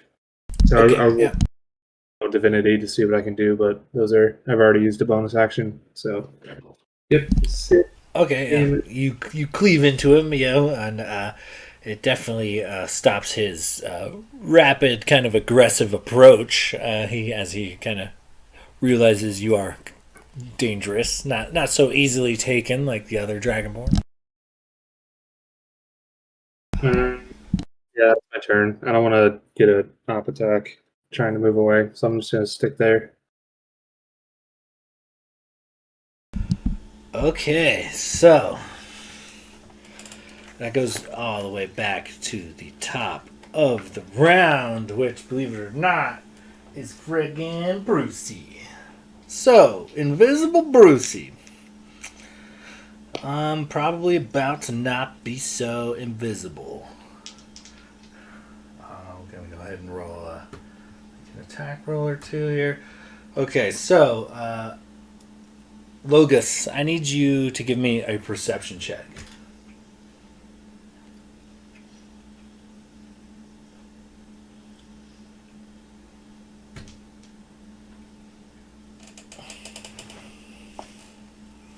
I rolled a 15.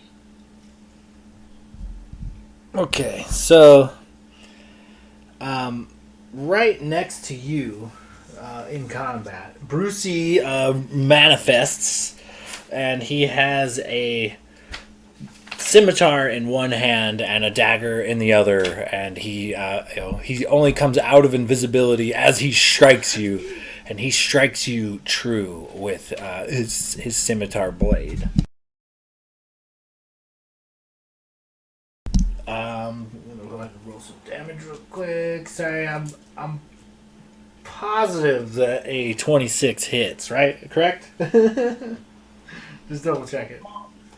Yeah, just it. Just barely, right? That's right. I was thinking something along that line. Oh shit! I actually rolled good on damage. So, it's 8 initial damage, but it is technically a sneak attack as well. Oh, I rolled great and then shitty. So the 8 initial damage is accompanied by 6 additional sneak attack damage. So you're looking at 14 total damage. But you do notice he takes 3 attacks on you. The dagger and scimitar come at you once again, and he misses 2 of his 3 attacks. So, but he is now visible and currently engaging you in melee. Ouch! That one hurt. Coming down the order, Renwick, you are up. I'll send another pick of the battle map real quick, and yeah, you see this happen, from not too far off.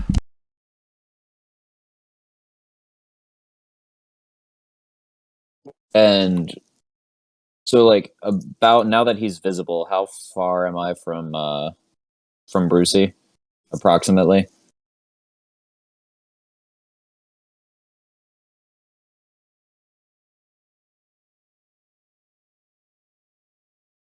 You're about 50 feet.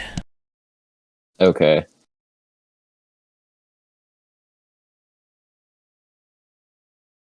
So he's gonna take off northwest.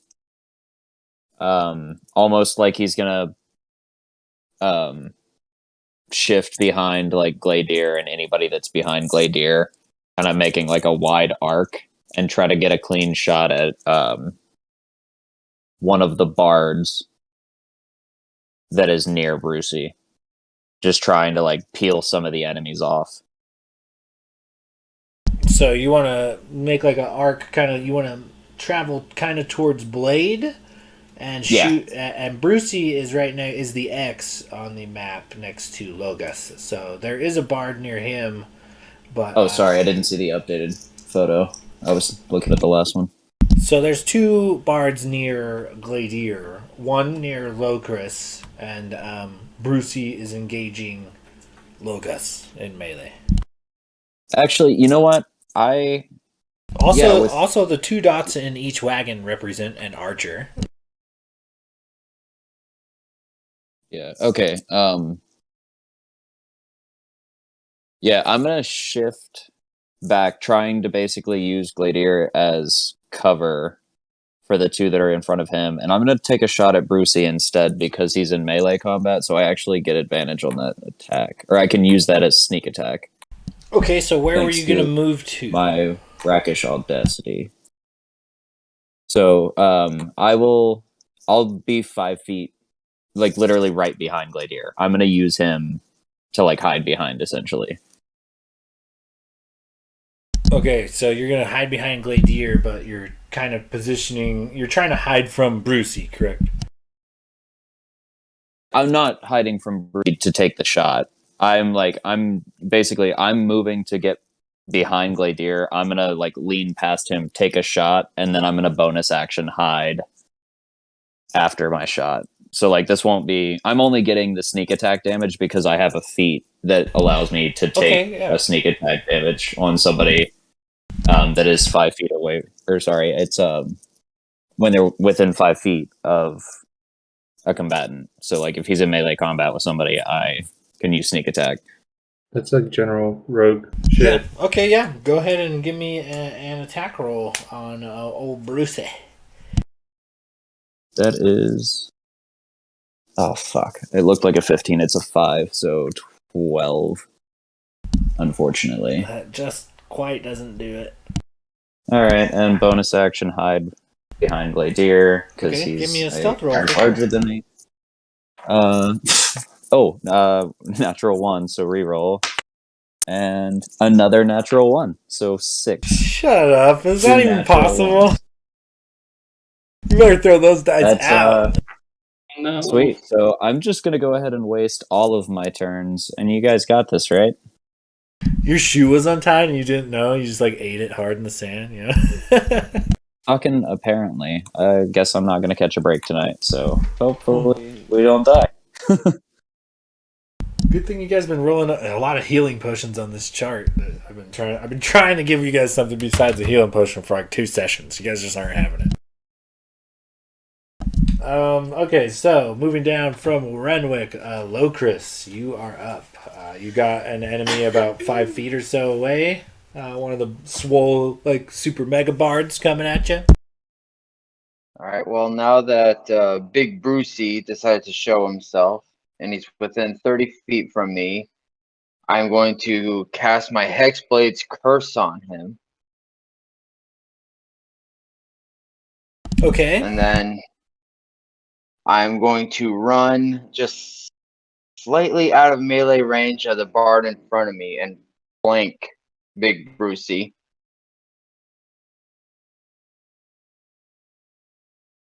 Okay, yeah. It takes about 25 movement. You can do it. And then I am going to smash him with my packed weapon. Alright, give me an attack roll. Let's see. 15 plus 6 for 23. Or 21 to hit. That'll hit.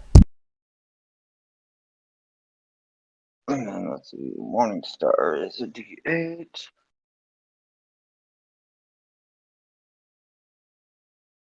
So 2 plus 6 for 8 plus my proficiency for 10 points of damage, and it counts as magical. Alright, yeah, you give him a good bashing, you know, and you find some solid purchase, even though he's freshly came out of invisibility. Okay, and that's that's everything. Okay, so now the beefy bards go. One is going to move into combat with Locris. The others are content for now with beating on Gladier. Go figure. My favorite punching bag, old Gladier.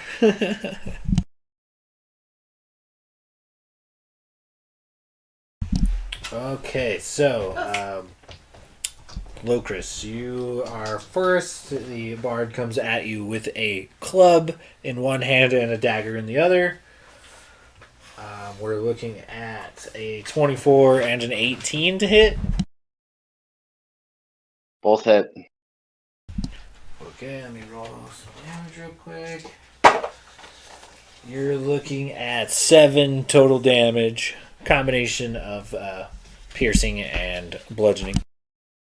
All right, and then the bard who attacked me, since I have armor of Agathis up, gets hit with 7 points of cold damage. Oh, nice. So how does this armor of Agathis manifest? So I put it on before I came down, or when we first were approaching, and so it's just kind of the black and blue look just kind of slowly creeped on and blended in with the rest of the material so that they wouldn't notice. So as he smashes, just the frost splashes off and he gets hit with ice shards. Very nice. Okay, yeah. Take that damage down, and let's see. That's it, right, Locris?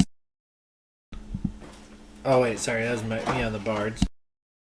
Logos, you are up. You are currently being hack and slashed at by a gnome. You know, he's only 3.5 feet tall, but he's he's almost like a tiny little Yoda Jedi situation. He moves very fast and he's very keen with these weapons, and he's coming at you from every angle, it seems. I'm going to use my bonus action to move my hunter's mark onto him. That way, if he decides to go invisible, I'll know where he's at all times. And I'm going to use my action to disengage, and I'm going to move my full 35 feet back towards the group, away from everyone.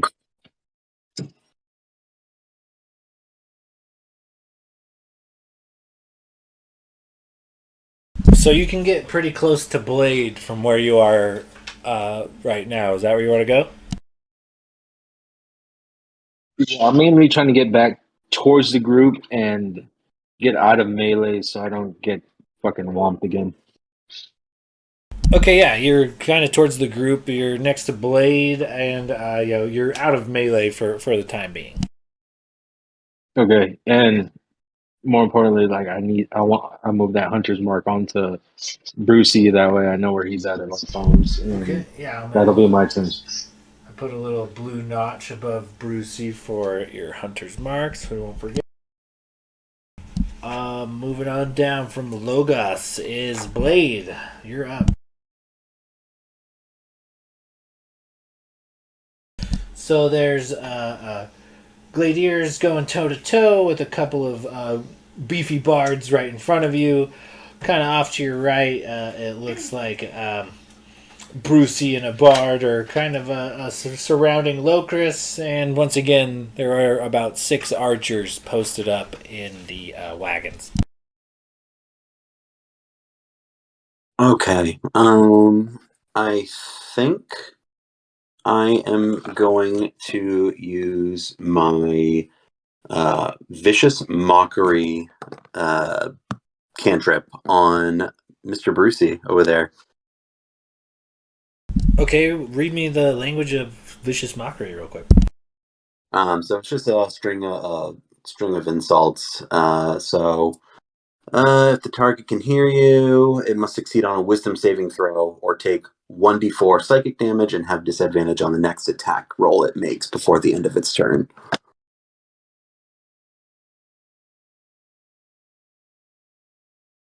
So would that matter if Brucey already went this turn?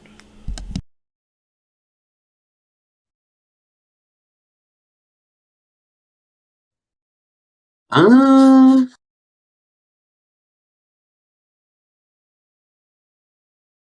Okay, we'll say it would affect his next turn. That's what I'm getting from it, right? yeah, 'cause it says right at the end, disadvantage on the next attack roll it makes. Or Okay, yeah, sounds good. So,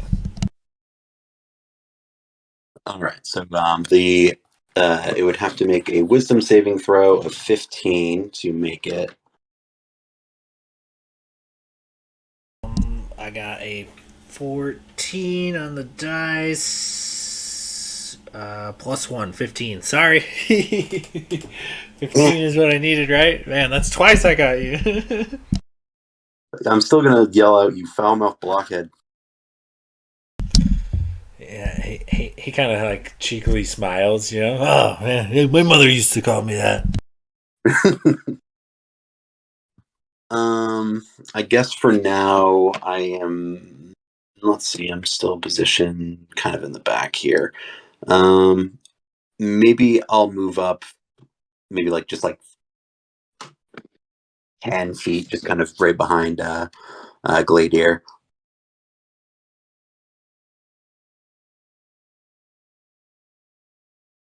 And that should end my turn. Okay, so you move a couple feet over to kind of behind Gladier. All right. Okay, so after Will's the Rogues. It looks like, at least to the first wagon, Low Chris is being handled or about to be. So they're going to take their next best shot at Logos. I got I got a dirty 20 and a nat 20 for a couple of arrow shots coming at you, Logos. I'm assuming you don't have any fancy magical powers yet that'll stop a couple of well-placed arrows. Is Logos within 5 feet? Logos is not, actually. Never mind. So the crit, lucky for you, is only 10. And the regular, god damn, I'm pretty good at this damage. So 10 on the crit and 8 on the regular damage. So another 18 damage to you, Logos. Moving on down. The next two, they don't really have a shot now that Gladier's in combat without hitting their allies. So they actually exit the wagon, and that'll be their turn. They kind of barrel roll out of the wagon, ditching their bows and pulling a blade club combo similar to the bards. And a couple of these rogue types don't quite make it, but they are headed in Gladier's direction. Go figure. The big scary Dragonborn's about to be surrounded again. The two in the rear wagon do have somewhat a line of sight on Blade. So, a couple of arrows coming at Blade. We are looking at an 18 and an 11. So, 18 I assume hits. Correct. You're looking at 7 total piercing damage from an arrow fired from the back wagon. And after the rogues, it is once again Gladier. You're up. I will update the battle map in just a sec.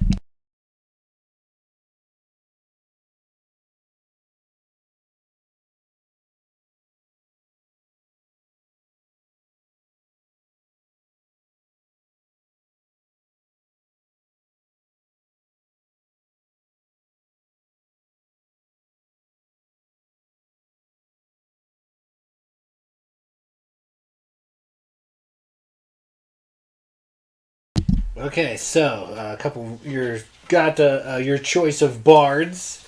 You've got a couple rogues incoming. You know, most of your party is right behind you, actually, and Locris is off, kind of doing his own thing at the moment. What do you do here?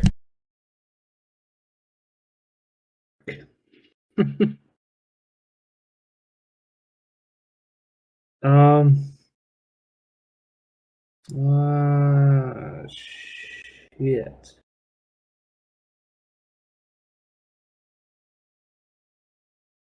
This is not looking good.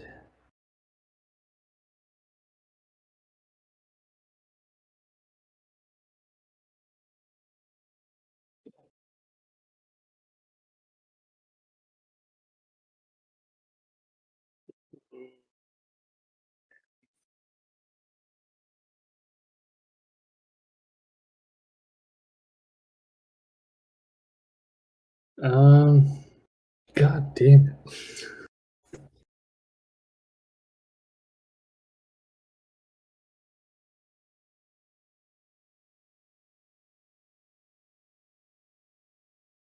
All right.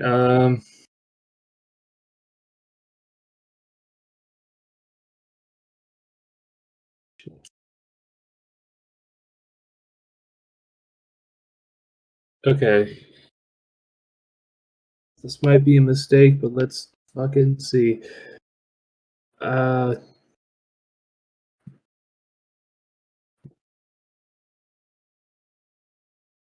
gonna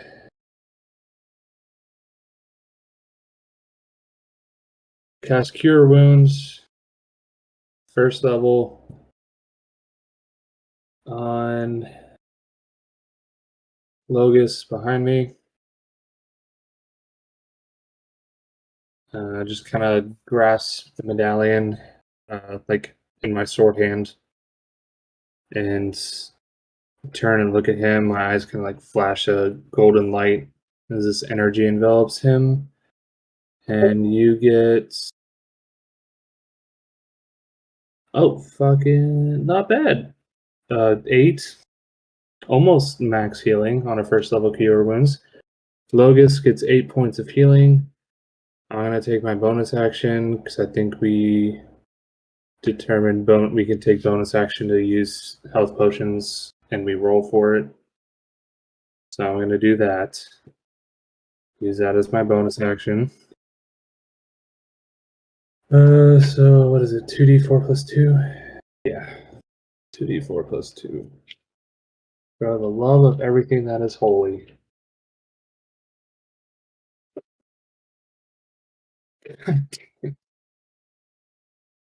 Heal myself for 5 points of healing.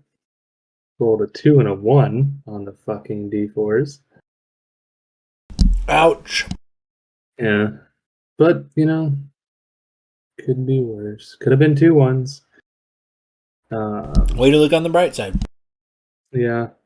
And that's my turn. I'm just gonna kind of ready myself. I still have my Shield of Faith up on myself because Cure Wounds is not a concentration spell, so that's still up.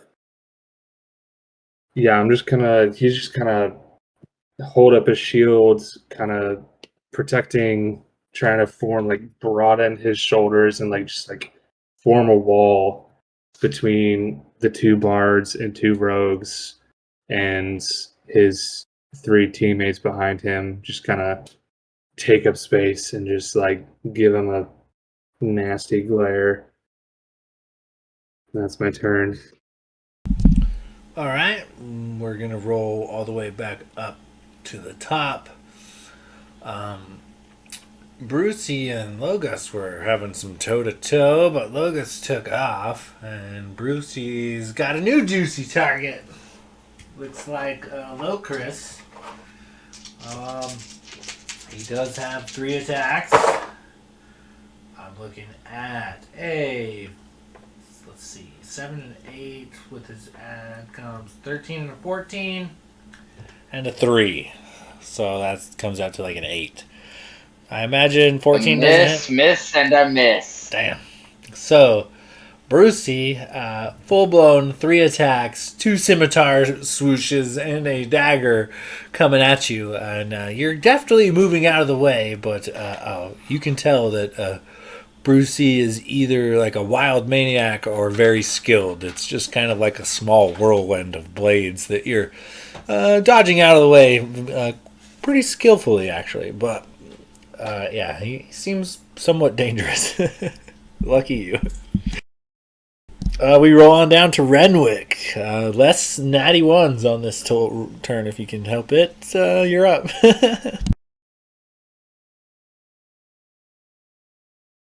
All right, boys. Well, here we fucking go. So he is going to trade weapons and pull out his rapier and his dagger in his offhand. And I imagine, like, because he was hiding behind Gladiator, he's like back to back with him. He just pulls him out and like take a deep breath and he's like, "Oh fuck, here we go!"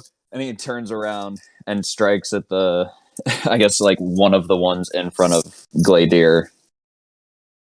I guess to Gladier's left. Okay, Gladier's left or like left as we look at the picture? Or sorry, left as we look at the picture. Okay, I phrased that weird. Go ahead and give me an attack roll.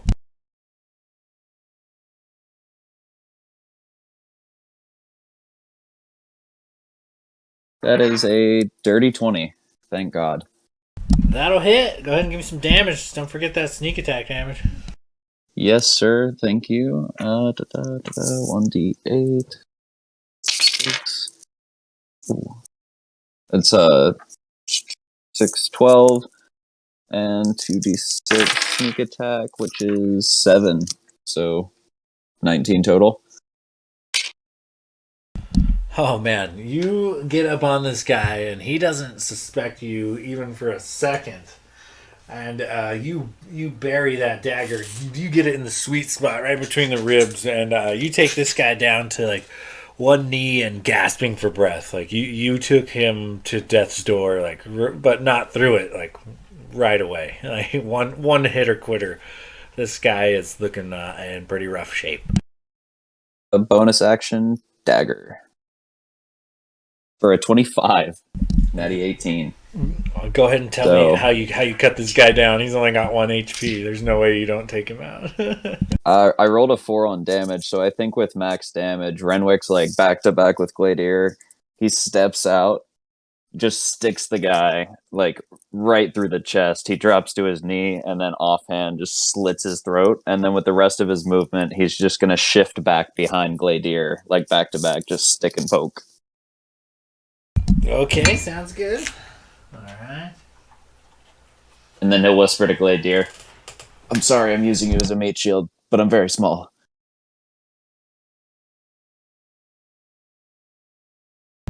Okay, so moving on down. That was a good shot. Took him out. Moving on down, Locris. You are currently somewhat surrounded, I guess. You've got one of these beefy buff bards coming at you, but you've also got a very dangerous, sharp object wielding gnome coming at you as well. Well, I want to try and take out that gnome, so let's do that. Okay, yeah. What are you doing? Attack roll? Standard attack roll? Attack with the packed weapon. Okay, great. I'm still in melee with them. That's 18 to hit. I'm sorry, what was that? 18. 18 will do it. Oh, damn it. I made one boo-boo. Alright. Go ahead and roll me some damage. Let's see. 5 plus 6 is 11. Plus proficiency for 2 more for 13 damage. You give Brucey another powerful blast, and he's a lot smaller than you, so when you do connect, it hurts. You bellow him over like every time, but he's still on his feet with some fight left in him. And then with my bonus action, I'm going to cast Hex. And then Infernal just say, "I'm going to play jump rope with your intestines." And you, Hex is what's the language of Hex? It's place a curse on a creature I see within range until a spell ends. I deal an extra d6 and necrotic damage to the target whenever I hit it with an attack. I can also choose one ability on him. So I'm going to put a disadvantage on, let's go with dexterity checks. Okay. So anytime he uses that dex check, it's at disability. And then, yeah. So whenever I hit him going forward, it'll be extra damage. And there's no save for that or anything? It's kind of like a hunter's mark? Nope. It's just there and it's a concentration, so. Okay, all right. Concentration. Got it. All right. And that'll end my turn. Okay, so after Locris is the beefy bards. One is going to take a dagger and a club attack at Locris. We're looking at a 15 and a 16 to hit. Either of those hit? Neither of those hit. Man, Locris is like the guy from the Matrix right now. He is dodging all kinds of stuff. Like here, a barrage of blows is raining down on Locris, and he is just sidestepping, ducking, and parrying his ass off right now. Next up would be over to the bard engaging Gladier. I swear to God, if I roll 2 crits, I mean, no, I'm just kidding. We are looking at an 11 and a 23. So I assume the 11 misses, but I better double check because I very rarely miss Gladier. Are you sure? Are you sure 11 doesn't hit? 11 misses. 23 definitely hits though. Okay, so you take 6 total bludgeoning damage. Alrighty. And then we move down to Logos. You are up.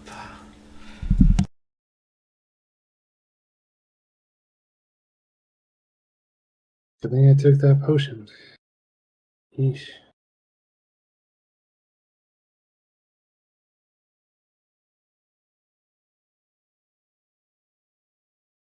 Sorry, man. You always call on me right when I go to the restroom. I time it like that. We got cameras and shit. Well, first and foremost, I'm gonna move another 30, 35 feet. Well, thank you. Okay, where are you going? Yeah, I'm gonna move back into the behind the group, away from the eyes of the archers. But I still want to have eyes on Brucey. Okay, so the group that is kind of lined up, like Blade, Renwick, and Gladier, they're all kind of in a line there. Either side of those guys have archers, so there's really no part of the battlefield where you are not at risk from being taken down by archers. Is there any like foliage or rocks anywhere where I can maybe get some cover? There is a cactus that Renwick attempted to hide behind on the other side of the party. I can't really hide. I can, but I would like to get behind something for some cover at least. Yeah, sure. If you want to like run behind the cactus, you definitely have a lot of movement. You could probably get there. Well, for now, I guess I'll just move back maybe like 10, 15 feet a little bit. Get so there's people in front of me to take damage before they look at me. And then I'm gonna fire off a shot at Brucey. Okay, great. Yeah, you back up a few feet and crack off a shot. Go ahead and give me an attack roll.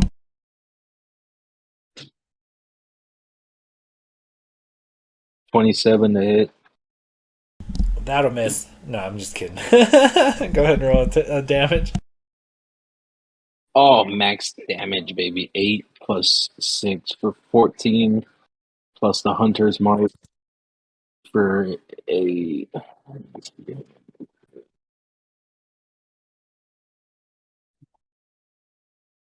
That is 17 points of damage total.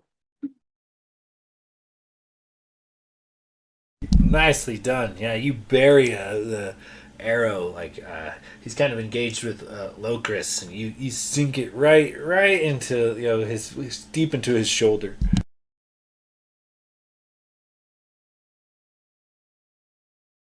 And then I will move. How much? So let's say I move 10 feet back. 15. Well, let's do 15 feet back, and then I'll end my turn. I just want to be where the archers and everything has eyes on other people before me. Okay, yeah, makes sense. All right, so moving on down from Logos, Blade, you are up. You have Renwick kind of using Gladier in front of you as like a hiding post, I guess. But Gladier is currently engaged with an enemy, and there's a couple more on the way. It looks like, as well as a few archers still hidden in the wagons, and Lokris off battling his own, doing dance moves, dodging most of everything that's coming at him. All right. Can I get like a perception check just to see how Brucey's looking? Sure. Go ahead and give me a perception check.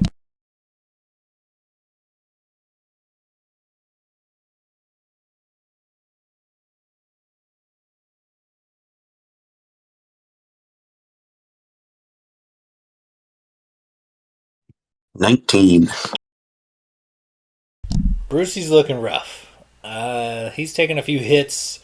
There's a bolt, at least one bolt and one arrow sticking out of him. And Lokris nailed him with not only a magical blast, but a couple of good melee thwacks as well. Like, Brucey has seen some shit this battle, and he's looking a little rough. All right.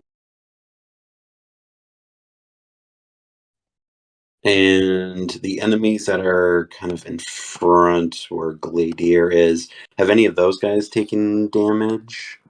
Gladier has damaged the bard that he is currently in melee with, but the two approaching rogues behind him have not taken any damage.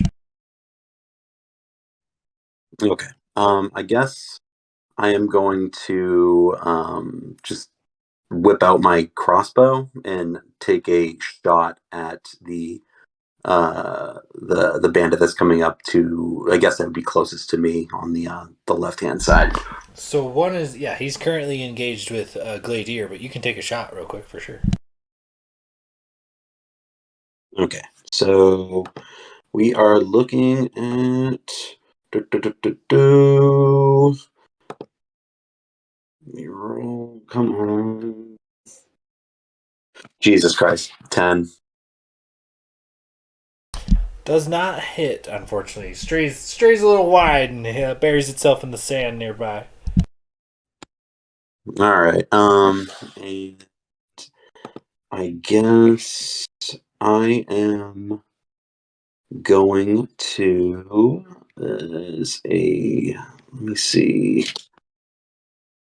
Just double checking something real quick. No worries.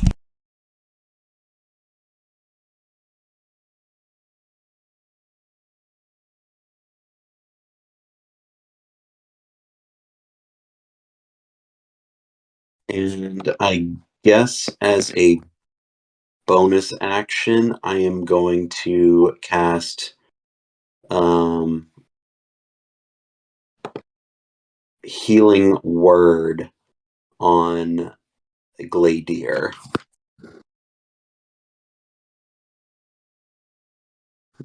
And that is 1d4 of health plus my spellcasting modifier.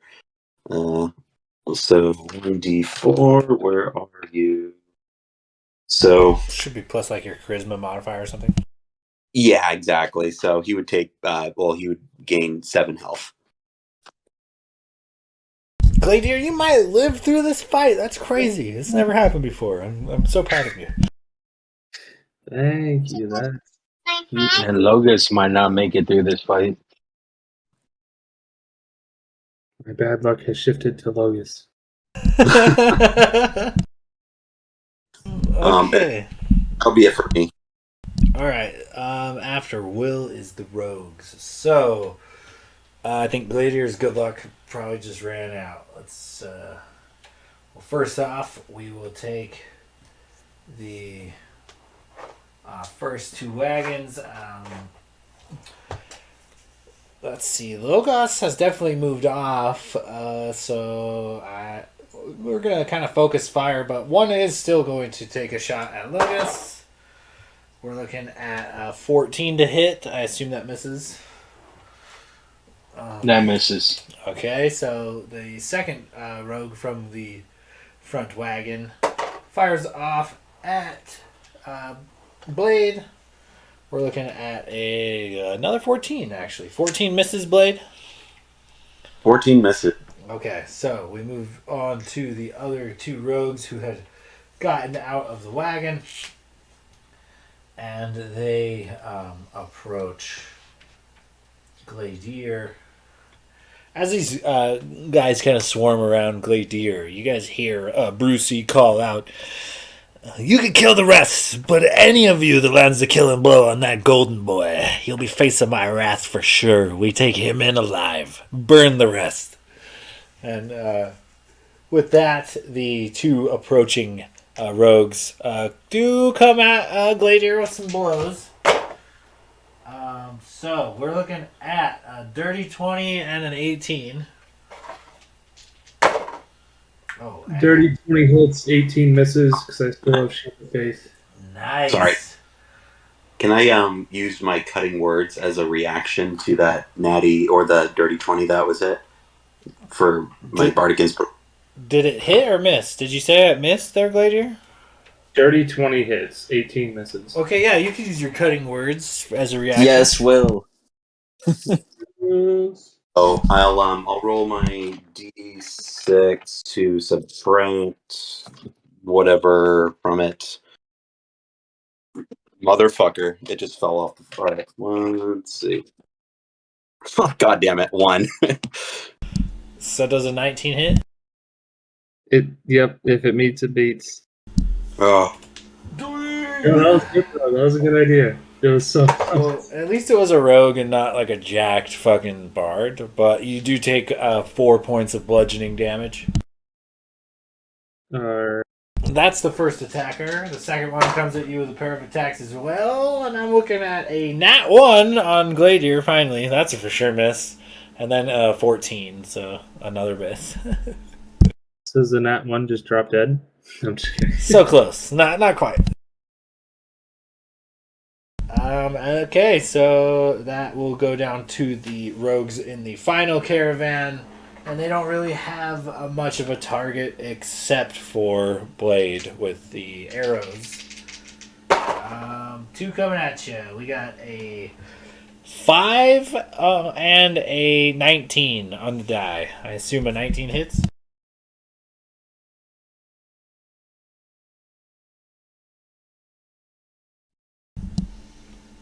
Blade, 19 hits.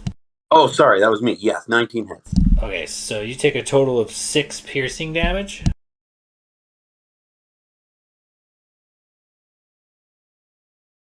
And then we move to the bottom of the round, which is Gladier. Okay. So I just.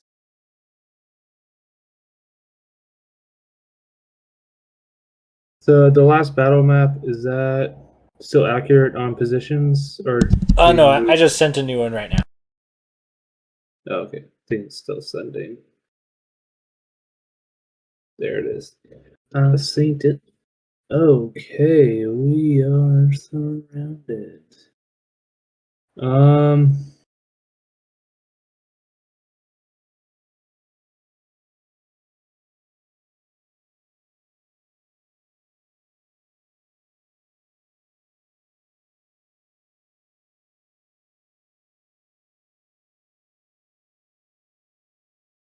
Draw my AC. Shit. Okay, I'm gonna.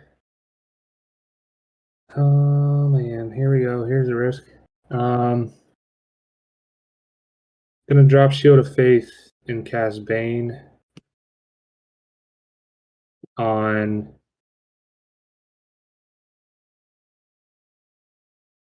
the shit. Who am I casting Bane on?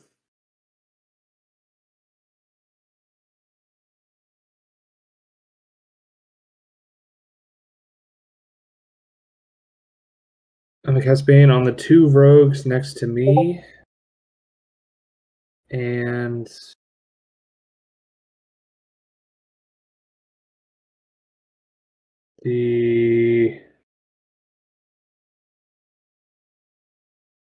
Brucey. So it's a charisma saving throw. A charisma saving throw. So you pick the two rogues nearest to you and Brucey? Yes, sir. Okay, so we'll do the rogues first. What is it kind of save? It's a 13. It's not too high. No, I so mean like strength, charisma, constitution. Oh, charisma. Charisma. They get a +2, and I've got, I shit you not, a nat 20 and a nat 1. So, one passes, one fails. And then from Brucey actually has a decent charisma score, but yeah, we're looking at another nat 20. Haha! Sweet. I am on top. Dude, these green metal dice are fucking make it or break it. It's a 20 or a 1, I swear, like half the time. One of the rogues next to me is baned. Okay, I'll make a little mark on the battle map with a little green sketch to make sure that he's baned. Sorry, Lucas. I tried to help you with those 3 attacks that Brucey has every turn. That's an bonus action. I don't have much that I can do. So I already cast a spell. Don't have cantrips.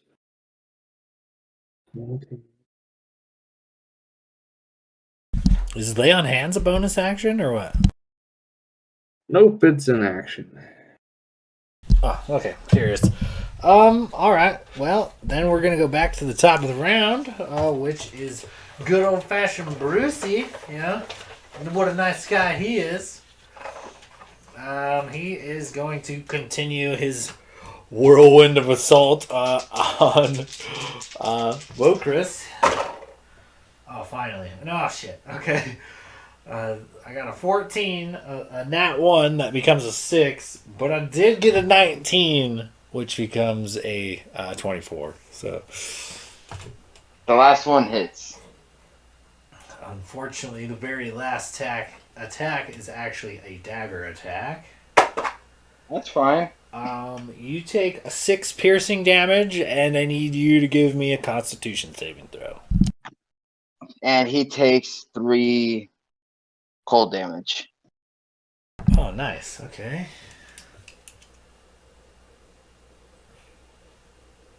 Armor's going. You said Constitution? Yeah. That's 19. That'll pass. And no poisonous effects for you as you get the scrap. And Brucey, as a bonus action, pulls a cylindrical like glass tube out from under his cloak and chugs it. And Locris, you see right before your very eyes some of the wounds that have been inflicted upon him slowly begin to heal. It's alright. That won't be enough to save him. All right, we're moving on down from Brucey to Renwick. You are up. You are standing behind Gladier, who is currently getting triple teamed.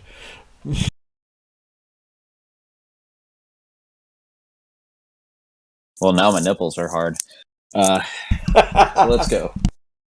So he stuck and poke last turn, went back to back again, and he's just gonna like take another deep breath and be like, "All right, just do what you did one more time." And he turns to the right and tries to stab that guy with his rapier. Oh, Jesus! Almost threw my die off the table. Okay, go ahead and make an attack roll. That is a 14. 14 hits. Go ahead and roll some damage. No shit. All right. Sweet. And because he's in melee combat, that should be sneak attack. So that's going to be 10 damage plus 2d6. 7. So 17. Oh, you kind of similar to the other guy. You just come up and this guy's not really paying attention to you because he's got a lot of big ass dragonborn to worry about.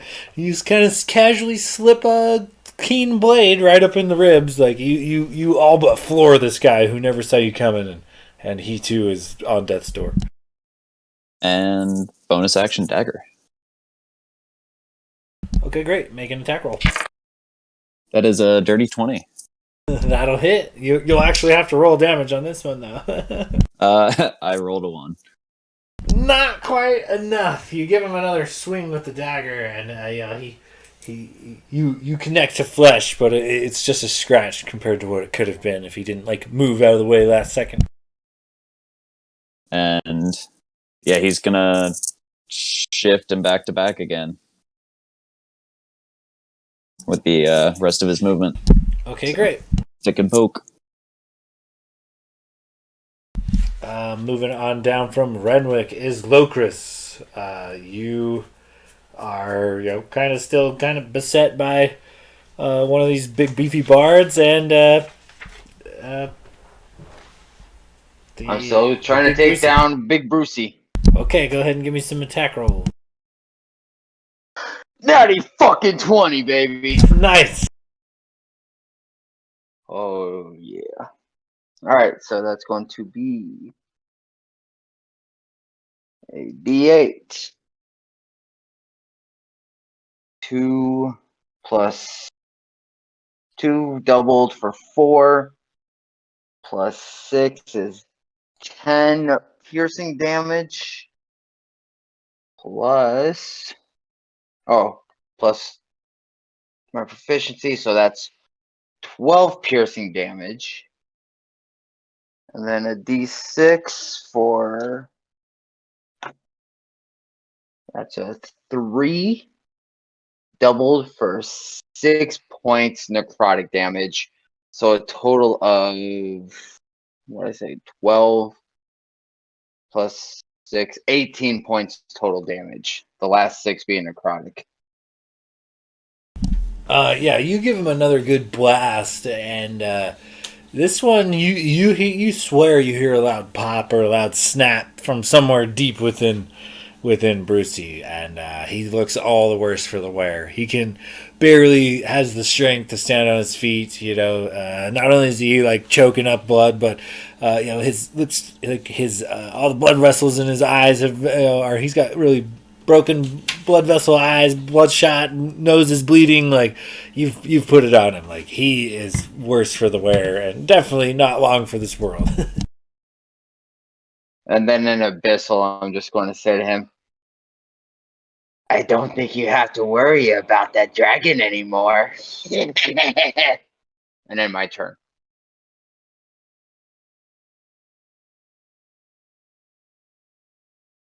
All right, so next up will be the bards. So a couple bards. One takes a couple of thwacks at Locris.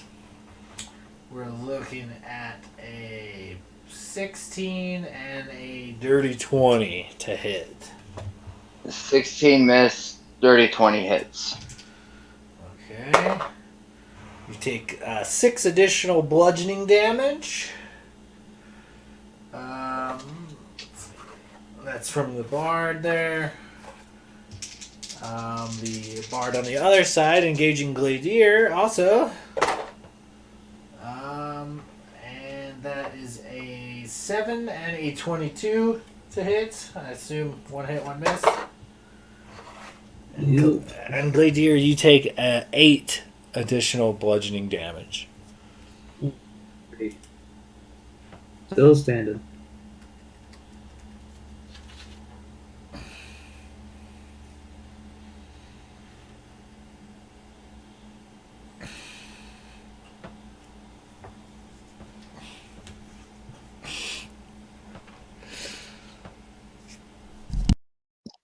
So just to know, I did miss my failed my concentration, so the hex is off of Brucey now. Okay, and alright, and Gladier's Bane concentration?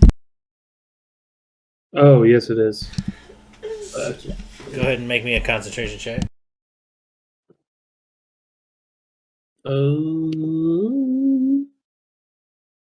That's a 10. That'll do it.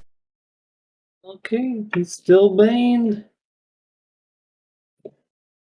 All right then. Let's see here. After the bards is Logos. You're up, Logos.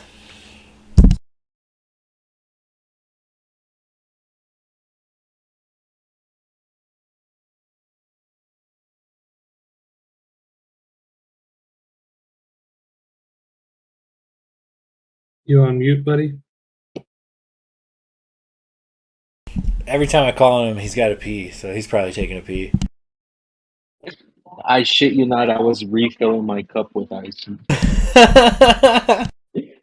I gotta remember the damn turn of order because I'm like, I just finished my drink. Let me get some more ice. Logos, your turn. I'm like, fuck. So you're far back from the battle so far. I mean, there's some archers that you're potentially in range of, but most of the battle is going down around Locris and Gladier, as usual. I'm gonna fire at Brucey again. Okay, yeah, go ahead and give me an attack roll. And you do have, like, Hunter's Mark on him, I believe, so. Yeah. Oh, at 27 to hit. Okay, well, here's the thing. Locris brought him down to exactly 1 hit point. So why don't you tell me how you end this dude? Because Locris brought him down to 1 HP. There's no way you don't kill him. So roll out some damage and then tell me how bad you murk this fool. I rolled damage just to see what I would roll, and I rolled a fucking 1 on the damage die, but it's +6. So I like to think like just for like story's sake, like he's like he's hurt, so in his mind he's like, oh fuck, I gotta get out of here. And he's going like he like turns invisible. And with my hunter's mark, like I just know where he's at. You see the little footprints, and you just see me fire an arrow into nothing and just see it stick into something, and then you just hear a thud, and he becomes uninvisible, and there's an arrow in his hand. And yeah, he takes the arrow and just kind of collapses into like a thud in the sand, a bloody lump at Locris's feet. And Locris worked so hard to kill that guy, and you ended up getting the killing blow.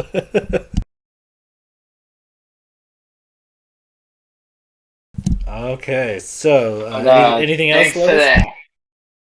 Thanks to Hexblade's curse, his death did just give me 8 points of health. Nice.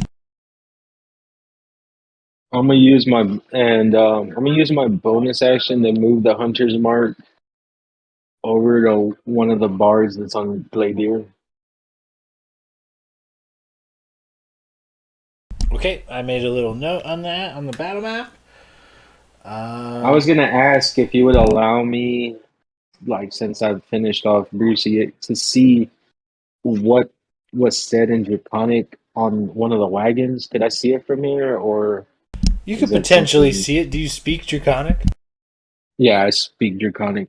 Give me a perception check real quick from where you are. Keep in mind you kind of ran back away from the party, so might be a little higher DC than you think. It don't matter, baby, because I rolled a 25. Oh yeah. Okay, so you can tell in Draconic on the side of the wagons that contain the people. It looks like it just says like the bounty hunter. Like it labels it as like it labels the people within as criminals and rebels, basically. Like it's almost like propaganda, sort of. Like it's like the paddy wagon, the police car. If you're in the back seat, you're in trouble. It's kind of like a representation of them being bounty hunters. Is all that the symbols claim on the outside. I'm gonna maintain the perimeter. Like I don't want to move forward, but I would like to start moving in a circle around towards the wagons that have the captives in them. Okay, yeah, you can like kind of take a wide arc and start. Are you going which way around the? Are you going? Are you going like towards Locris's side, or are you going around the opposite side? I guess I'll stick toward the Gladier side because I just marked one of them for to die. That way I can maintain eyesight on them. Okay, yeah, you start making your way around that side of the wagon train. Moving on down from Loga. Anything else?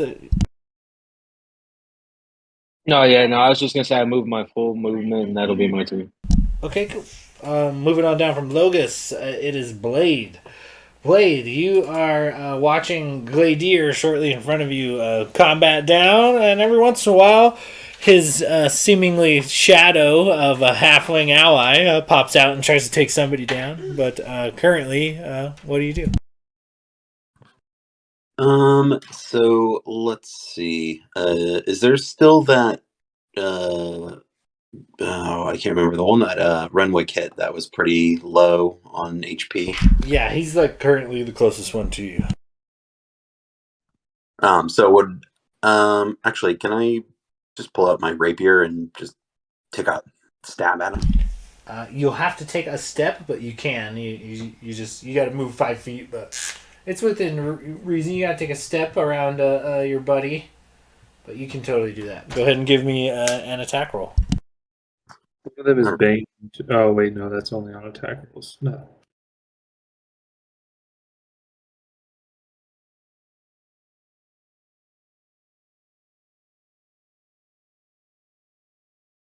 Right, does a 19 hit?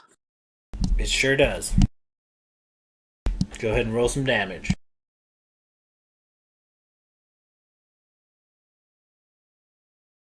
That'll be 9 damage, piercing damage. So tell me how you take this guy down. So Blade's been kind of hanging in the back, and he's been seeing Renwick kind of pop out and stab him. And Blade is really not one to be in combat, like really hands on like that. So he's kind of like taking a page out of his book. He's just kind of gonna go and go nah, and just like take a stab at it, because I think the last thing he killed was one of the bullywogs down in the well there. So he's just getting some practice in, and he's sticks him, and he's kind of proud of himself. You definitely picked the right target. Renwick had done most of the work and kind of brought this dude down to a knee, and you kind of like pounce on the opportunity, and your blade drives true, and before he can recover, he is now just another bloody lump of gore in the sand. Perfect. And I guess I am going to maybe retreat my way back. Is there anyone else around me? I don't want to Currently, you are right next to Renwick. You are like one square right next to Renwick. So you've got Gladier diagonal from you and Renwick right next to you. Okay. So I guess I'm just going to bonus action use my healing word on Gladier once again. So how do you manifest this healing word? What's your healing word?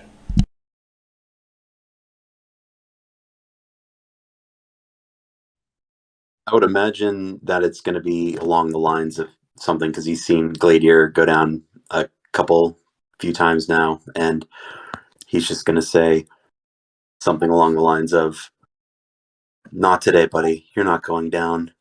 We're going to turn that frown upside down." Very nice.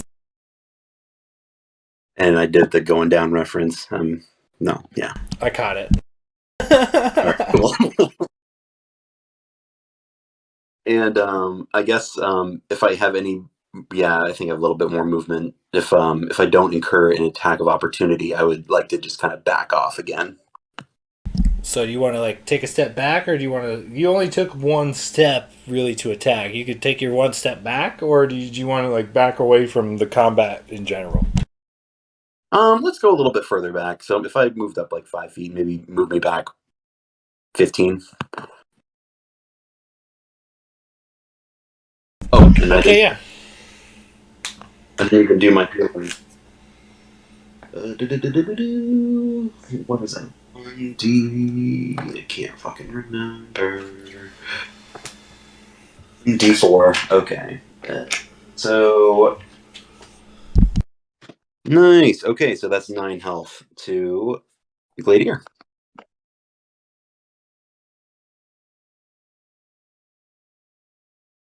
Good deal. 9 to you, Gladier. Thank you.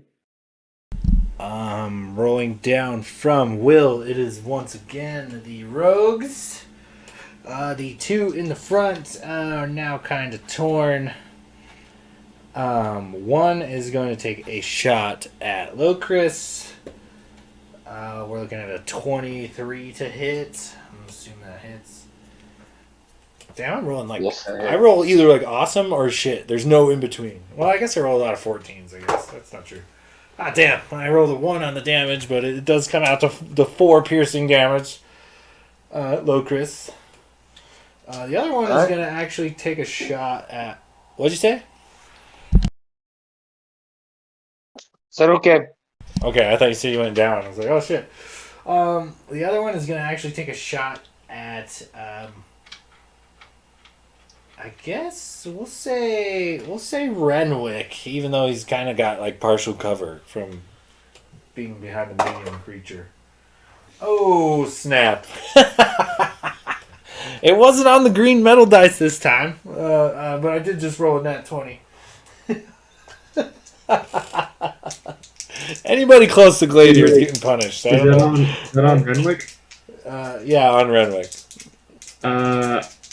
I'm going to use my reaction. So I have my fighting style is protection. So while wielding a shield and a creature you can see attacks a target other than you within 5 feet, you can impose your reaction. You can use your reaction to impose disadvantage on the attacker.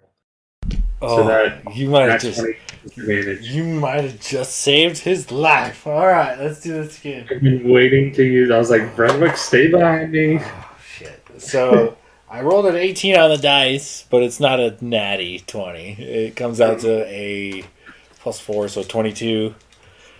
You lucky That'll bastard! hit. You lucky Yeah. bastard! I feel like the attack was coming like straight down on him, and you like glanced it a little bit. So instead of like coming down on his head, it just shanked like across his arm or something. And he's just like, "Oh, I could kiss you right now." So you take 7 piercing damage from this arrow. Moving on to the rogue actually engaging Gladier. He's going to come out with a couple club attacks. 4 on the die becomes an 8. 18 becomes a fucking 22. For a whopping 3 bludgeoning damage to you, Gladier.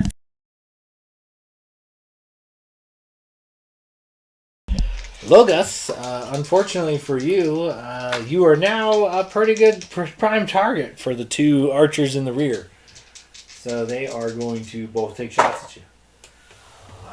Let's see, a 4 becomes an 8, and an 18 again becomes a 22 to hit, Logus. 4 plus 3 becomes 7 piercing damage to you, Logus. Is it too late for me to try cutting words on that? No, you can use that as a reaction. So the one that hit was a 18, became a 22. So I don't know how far you could get it down. So I got a D6, so let's see what I get. 5 off of that. So 22 minus 5 becomes what? 17? Does 17 hit, Logus? Yeah, just barely. So you still take the 7 piercing damage. It's not my favorite Sorry. tonight. I'm sorry, buddy. Good try. You said 7 piercing? Yeah, 7 piercing. All right. All right. So we are going from the rogues to the bottom of the round, which is Gladier. Yeah. So you're kind of in the middle of it. Locris is on one side. Your allies behind you. Bogus to the other side, kind of off a bit, and I think everybody's looking a little rough. I don't know. Both the guys you're fighting have taken a little damage.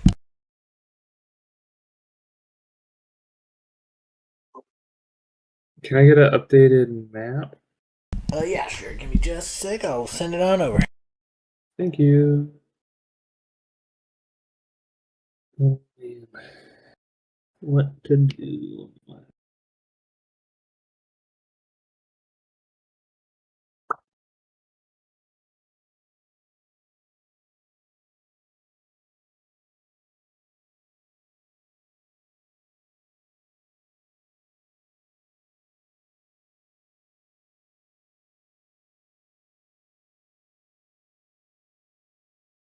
The bar next to me, that's the same one I hit earlier, right? Correct.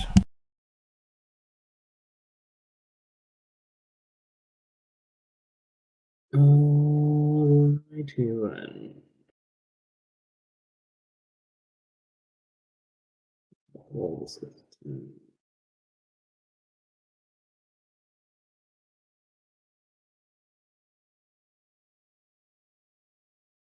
Um, in a predicament.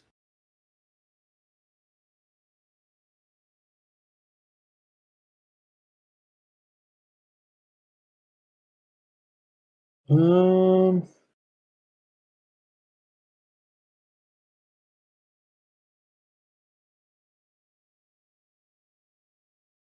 oh, okay.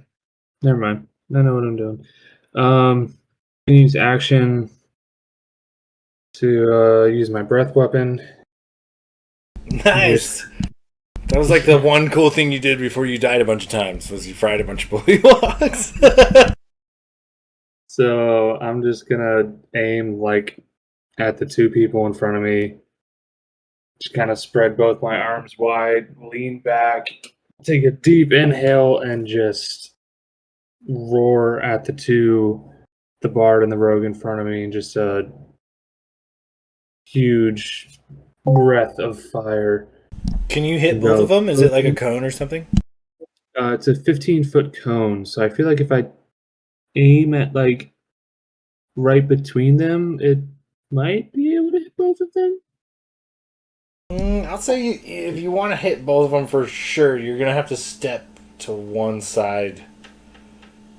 You're gonna have to step at least, as we're looking at it, one square left to line them both up, which would incur an attack of opportunity if you didn't disengage. If not, it's got to be one or the other since you're so close. I'll do it. I'll take the risk. I'm gonna take this step to the stage left. Okay. We're looking at a friggin' whopping 12 plus 4, 16 to hit. That misses. Oh man, I can miss you. Impossible. Okay. It is a dex save of not that high, of 12.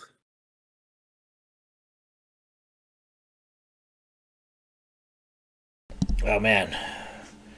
They both get plus 3s, and I just rolled fucking twin 8s. So you lucked into that. They both fail. Roll high, roll. Nice, not bad. Okay. 9 damage to each of them. Almost max damage. Hell yeah.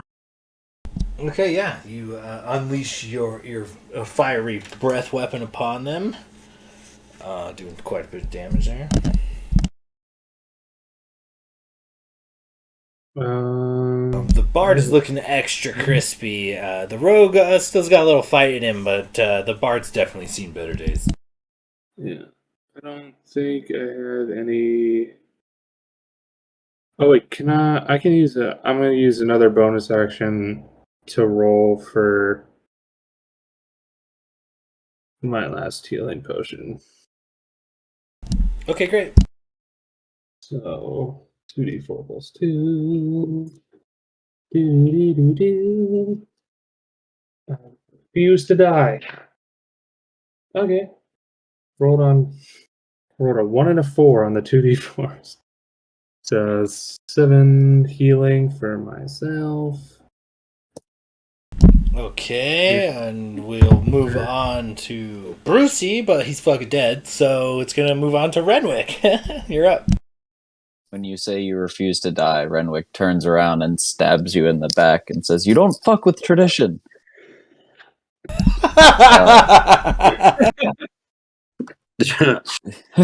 But in all seriousness, he'll just turn around, stick and poke the guy to the right side again. Is Okay, so that the dude Gladiator that's has already taken all the Gladiator damage? has kind of taken a step, so you're no longer dipping Oh, wait, around sorry. Gladiator. Yeah, he took a step. You went to the left, right? As we're looking at the page, yes, just one step left. Heard. So I'm gonna take a diagonal step southeast so that I can hit that dude on the right. Or well, take a swing at him with my rapier. Okay, yeah, go ahead and make an attack roll. Oh, wait, 15. I thought it was a 5. Sweet. 23. It's really hard to see That hits for the sure. ones on these like blood in the water dice. 8, that's 5. 11 damage. And he's not sneak attack because he's not in melee range of another ally. After he just got a nice dose of barbecue action from Gladiator, that's enough to do him in. Tell me how you take down this guy. Yeah, like Gladiator steps aside and Renwick turns as he steps, and I imagine like just steps forward and from left to right just swipes across. And since he's shorter, he just comes from underneath and slits this dude's throat. And since he's turning right with that blade, he immediately points the blade at, I guess, the remaining enemy in front of Gladiator and takes a offhand dagger strike. All right, give me an attack roll. And that's I think an 18? 17. That'll hit. All right. 1d4. I roll a 1. And then I am going to use my remaining movement to shift behind Gladiator. Okay, yeah, easy done. It's only like 10 more feet of movement. You got it. Yeah, and he does not incur attacks on enemies that he's taken an attack against in the same turn. So I can just kind of stick and poke and shift in and out. Okay, great. Moving on down the line, Locris, you are still going toe to toe with one of these bards.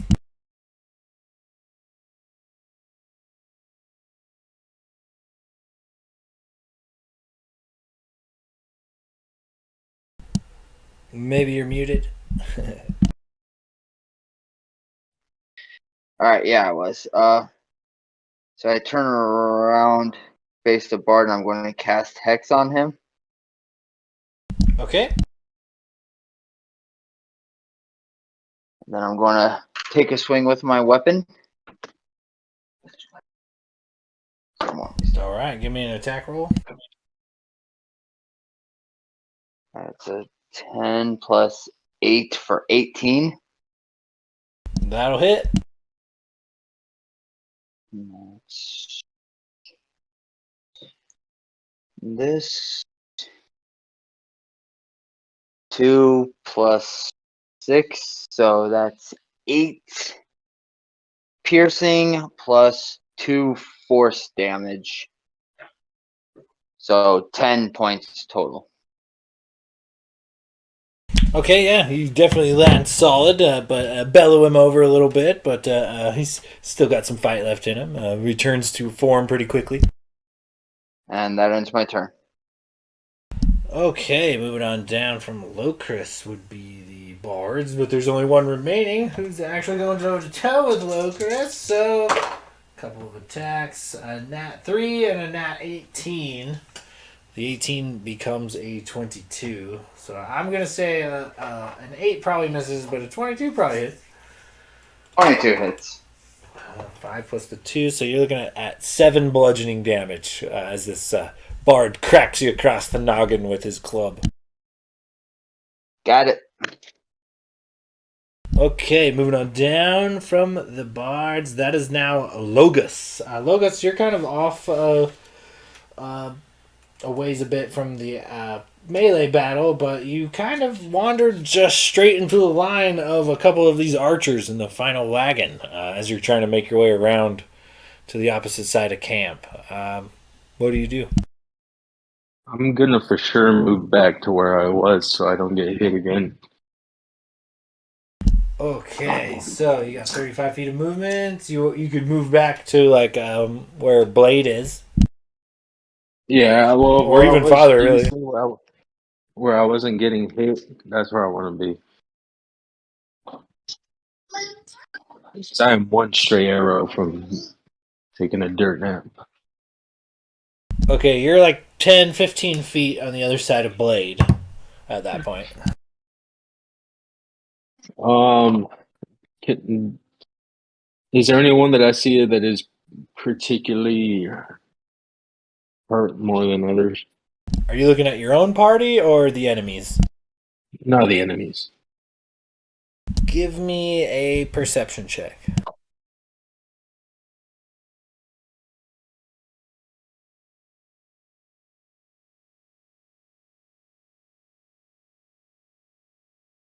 $23. So the ones currently in melee, Locris is in melee with a bard, and Gladier is in melee with one of these rogues. And both that bard and that rogue look pretty fucking rough. They've not been doing so well in the battle. But the 2 archers in the front wagon and the 2 archers in the rear wagon have not taken any damage at all. I'm going to put my hunter's mark on the one in front of Logris. I'm going to attack him. Are you going for the bard in front of Locris? Yeah. Okay, great. Give me an attack roll.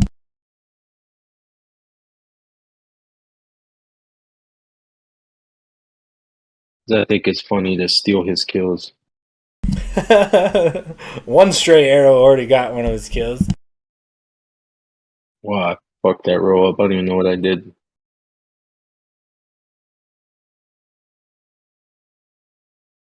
Got Logus trying to hack Avery over here.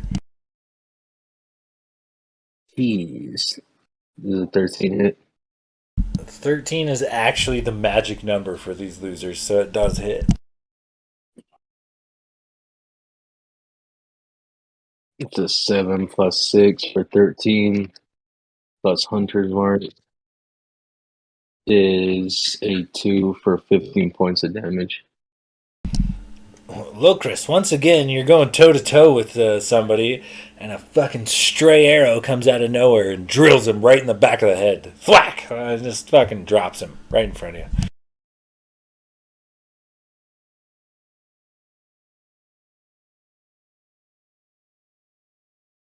And I imagine like Locris just sees an arrow come over his shoulder right into the guy's head, and I'll just wink at him and move back a little bit so I don't take any damage. Okay, great. Let's see here. After Logos, we are down to Blade. You and Logos are kind of in the back. Looks like Locris has been freed up. He's no longer in melee. But Gladier is still going toe to toe with somebody, and there are still 4 archers kind of posted up in these wagons, hailing arrows down upon you. Perfect. Well, not perfect actually, but I guess between those two sets of archers, is there a particular set? Have any of them taken damage? None of the archers have taken damage. They're all full health. Okay. I'm gonna try something ballsy. I'm going to, I guess, I'm within 90 feet of that. Those two archers on the left. Yeah, you're in. You're within range. I am going to cast a second level spell. I'm going to cast Sleep on them. Oh, nice. Can you read me the language of sleep real quick? Yep. So I'm going to cast it at a higher level. So this spell sends creatures into a magical slumber. I roll 5d8. The total is how many hit points the creatures this spell can affect within 20 feet of one another, or a point that I choose. So it starts says starting with a creature that has the lowest current hit points. Each creature affected by the spell falls unconscious until the spell ends. The sleeper takes if or they take damage, or someone uses something to wake them up. All right. So I guess go ahead and make your roll and tell me how many hit points you can put down in one shot. All right, so I'm doing it at a higher level, so I'm going 7d8.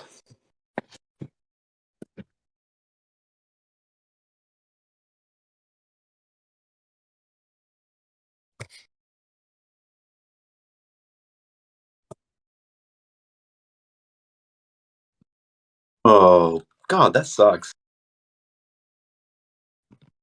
All right. Well, 28. 28 versus you. How does this spell kind of manifest as you kind of blast it out into this wagon? So I would imagine that Blade would kind of swing around his lute, and just kind of start singing a lullaby to them.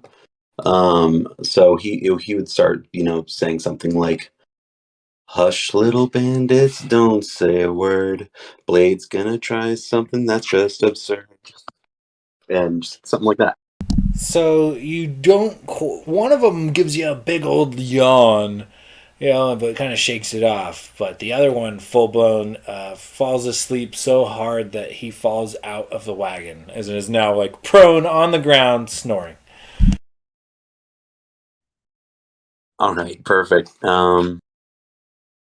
And I guess from there, I am going to. I guess how's everyone looking on health here?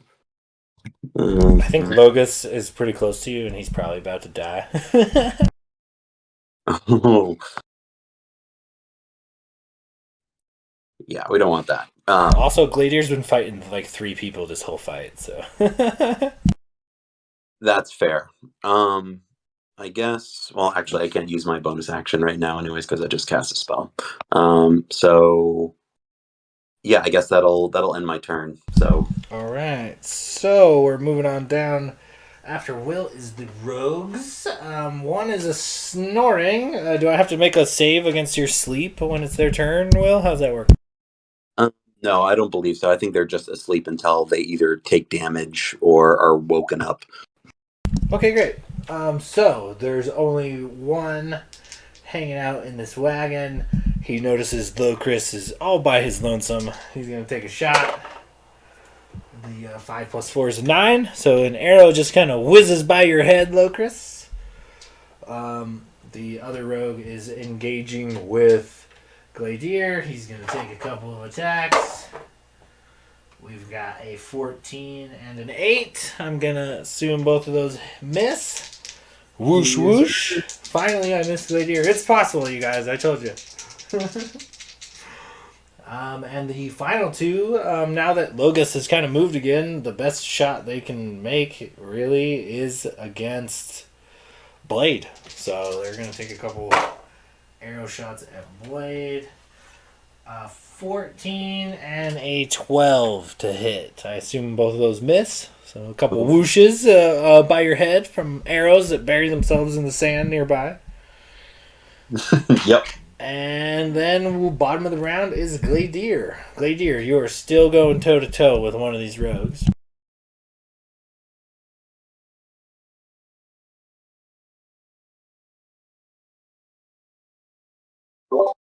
Alrighty.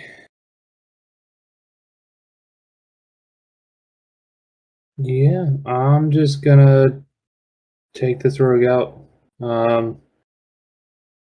Just take a swing with my Kopesh, glare down at him, and fucking swing. Alright, give me an attack roll. Send an updated map real quick.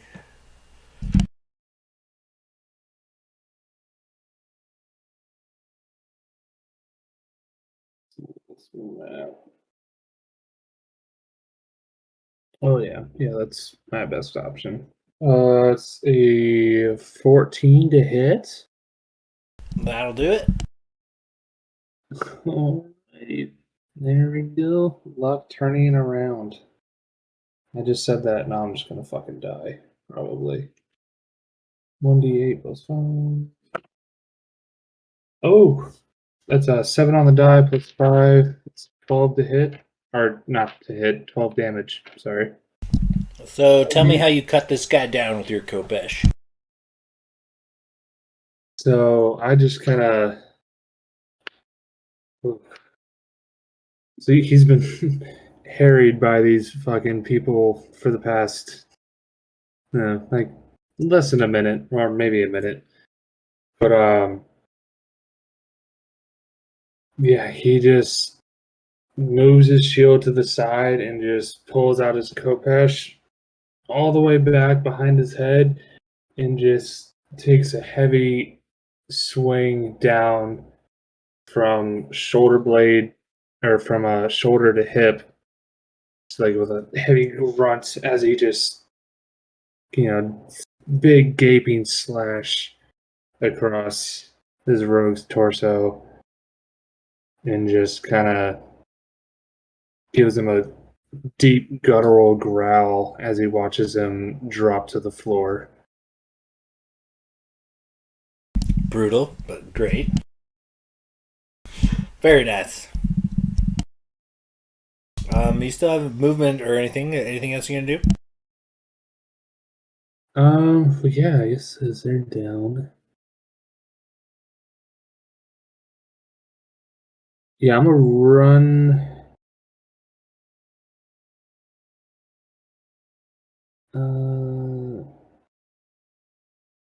I know Logus is hurting. Did I see if Locris was pretty damaged? He took a hit or two, but I don't think he's in bad as shape as Logus. But I wasn't really counting hit points. Maybe I'm wrong. I feel like Logus is more hurt. I feel like I came pretty fucking close to killing Logus. I hit him with almost 40 points of damage this combat. Yeah, in that case. Oh wait, but who's shooting it?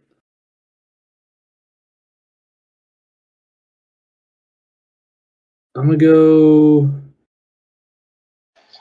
I would say that Locris, Locus, I'm pretty far back. I am at 2 HP. If I get hit again, I'm going to go down. But I'm pretty far back.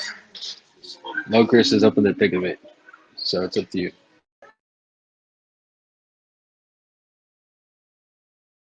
He's also. It's about to be top of the round, and he's at those two though. Yeah, the Gladiator's gonna move to the two rogues on the right side wagon. I'm gonna stand. Well, how many feet of movement? They have 30 feet. 5, 10, 15, 20, 30.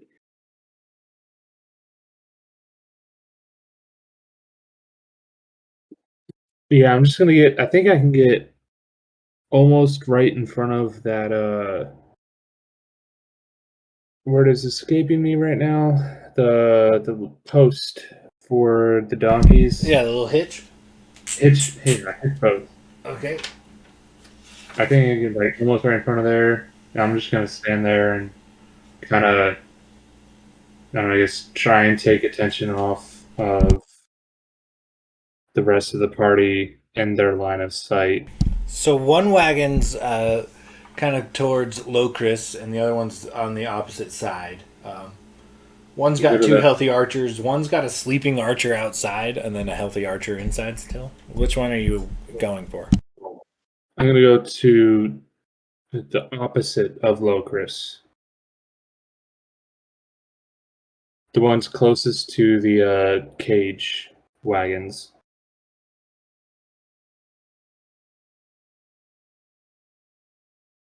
It's like east. Okay, yeah, I got it. Cool. All right then. And is that it? Yeah. Okay, you got an attack and a movement. You still got like a bonus action, don't you? No, I don't think I have anything I can do with the bonus action right now. Okay, so we're going to the top of the round. Be Brucey, but he's dead, so we're moving on down to Renwick. Alrighty. Renwick, your giant 3/4 cover that you're hiding behind just kind of took off across the battlefield, so you're kind of exposed right now. Well, so I have 25 feet of movement. I, correct me if I'm wrong, cannot get in melee range of either of the rogues on the left side.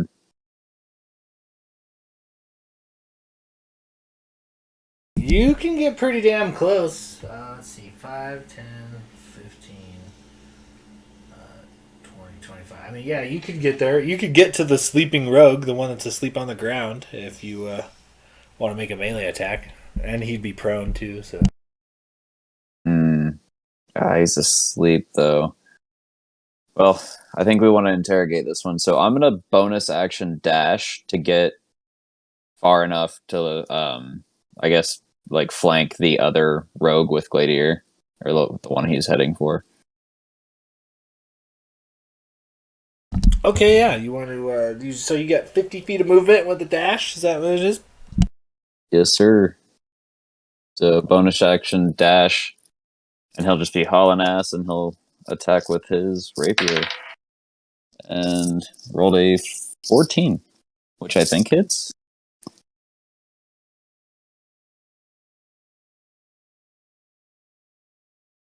So you can get there with the dash action, but the dash action is using your standard action and your movement action. So like you can make like an offhand attack, but you won't be able to I can bonus action dash. I keep forgetting you're a rogue. For some reason, Swashbuckler doesn't come across my brain as a rogue class. I don't know. Okay, yeah, chew that. Go ahead and make your attack roll. What was it? It was a 14. That'll hit. Go ahead and give me some damage. That's a 1, so 7 damage. Did Gladiator get up to him yet, or was he just heading there? Gladiator is like a step away from the wagon. He's not. Okay, so there. yeah, not in melee range. Fair enough. All right, a little bit of damage. I'll take it. And actually, if I have any remaining movement, which I believe I do, I can back away without an attack of opportunity. So I will shift and I'll stand side by side with Gladiator. I'll stand to his left if I can reach him from where I'm at with the remainder. Okay, yeah. I kind of got you on one side of the pole and him on the other, so you guys are pretty close. Perfect.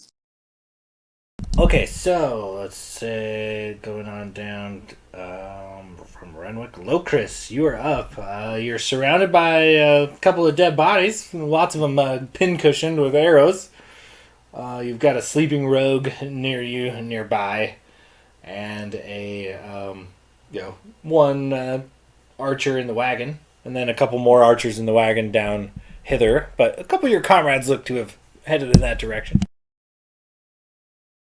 All right, I'm going to move my hex over to the rogue that's awake in the wagon.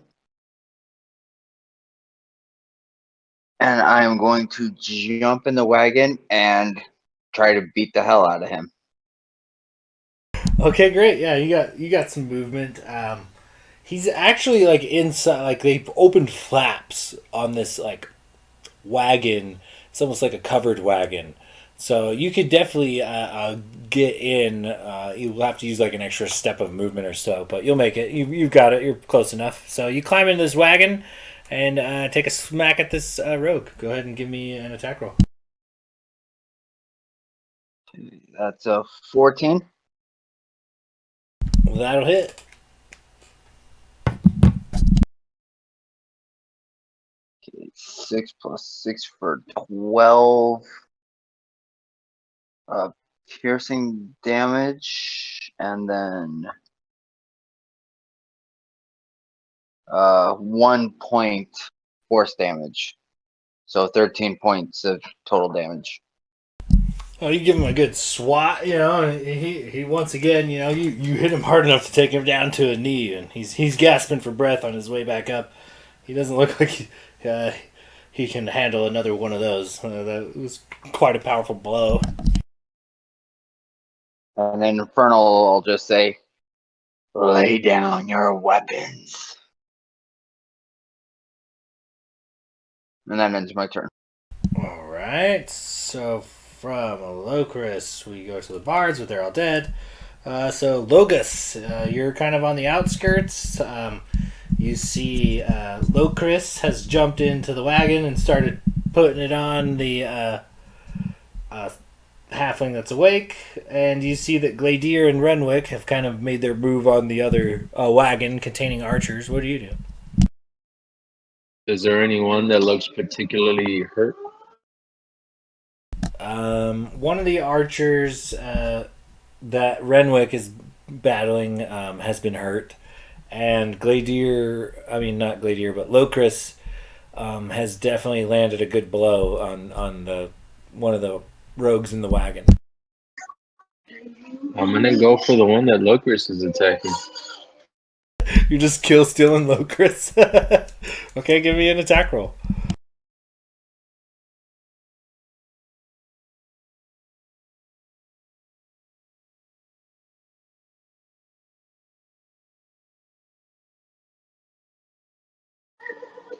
It's a 29 to hit. That'll hit. Go ahead and roll damage.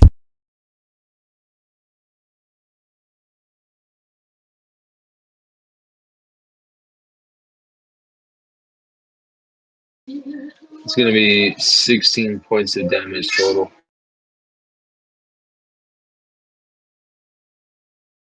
I don't know if I said, but that's gonna be. I'm gonna move my hunter's mark on him, and that way I get the damage. Okay, yeah. Tell me how you take this dude down with your arrow from afar. Again, I just see Locris just like right in front of him, just going into this guy, and again over his shoulder, he just sees an arrow, just like kind of like he can feel the wind on his neck from the arrow passing over him, and then it just gets him right in the head. Another headshot from afar. You know, once again, Locris. You know, you seem to be a good thwack or two. It's like you're determining who the archer's targets are, for at least from your party. Because anytime you hit somebody, it seems that they get hit with an arrow shortly after.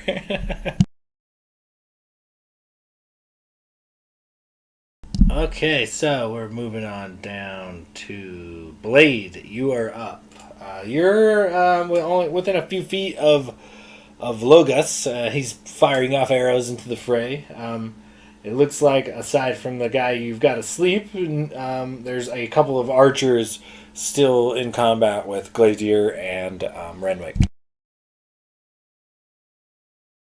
All right.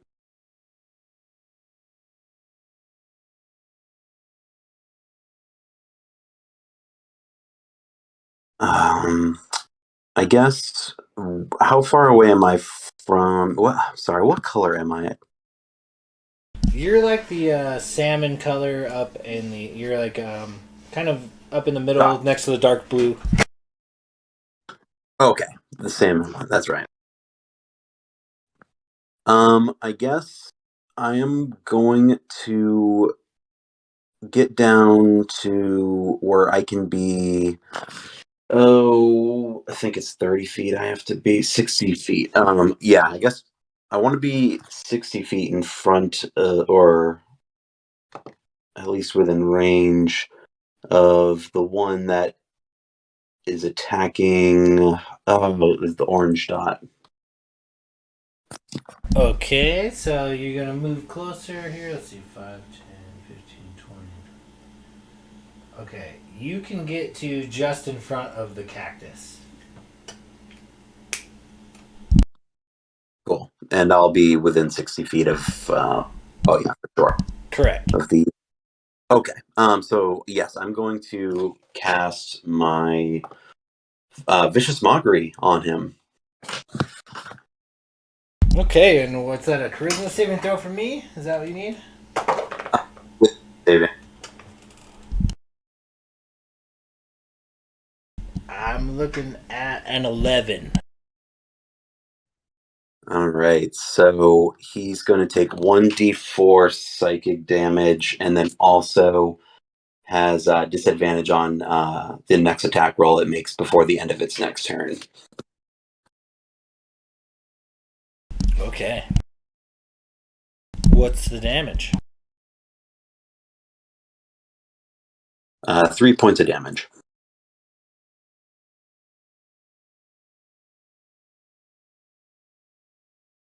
All right, and how does this vicious mockery, manifest itself? You give him a "your mama" joke or something? I say, it's just something kind of snarky. I'm just going to be like, you know what? If you lay down with the dogs, you sleep with the fleas. Well said. Well said. Okay, so moving on to the rogues. I am going to roll something real quick. So the sleeping rogue comes to.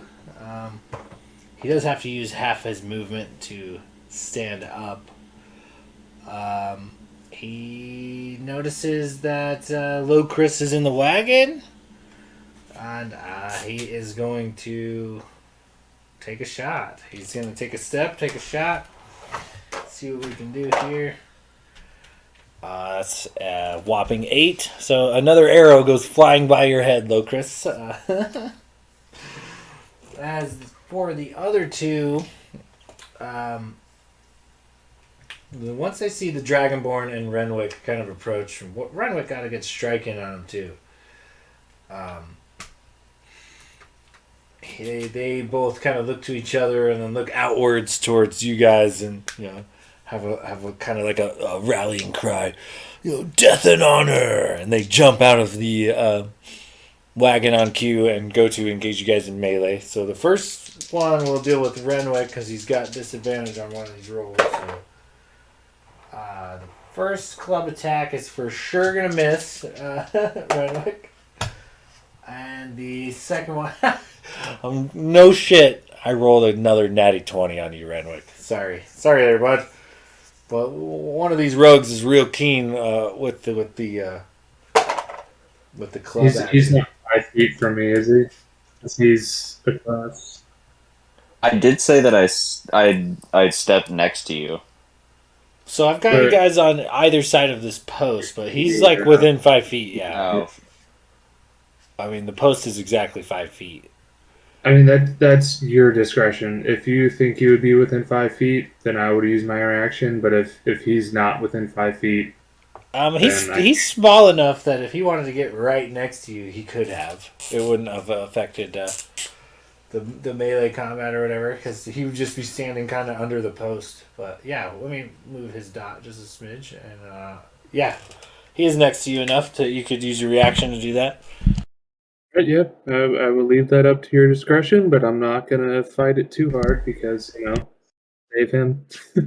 Yeah, I'd use my reaction again to impose disadvantage on that roll. Yeah, let me roll one more time. And Sorry, not that so. one's a natty 4, so that's gonna be a miss. So yet again, like the blade's coming down at him, and you just smack it out of the way. Oh, thank you so much, pal. My savior. A couple of club attacks are coming at you as well there, Gladier. And I've got an 18 and a dirty 20 to hit.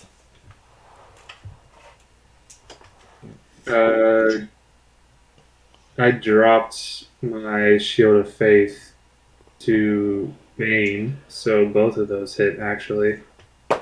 So you're looking at that a total of 10 bludgeoning damage. Here's the revenge for my reaction. But that's it. That is going up back down to the bottom of the round, which is you, Gladier. Alrighty. So in front of you, you're battling a guy. Renwick's standing right next to you, but kind of off, I don't know, 5 foot step or so away from you is the guy who's kind of engaging Renwick. And kind of behind you, you notice that the scene has kind of changed a little bit. It looks like now Lucris is in the wagon, and the arrows are being shot instead of from the wagon. They're being shot into the wagon.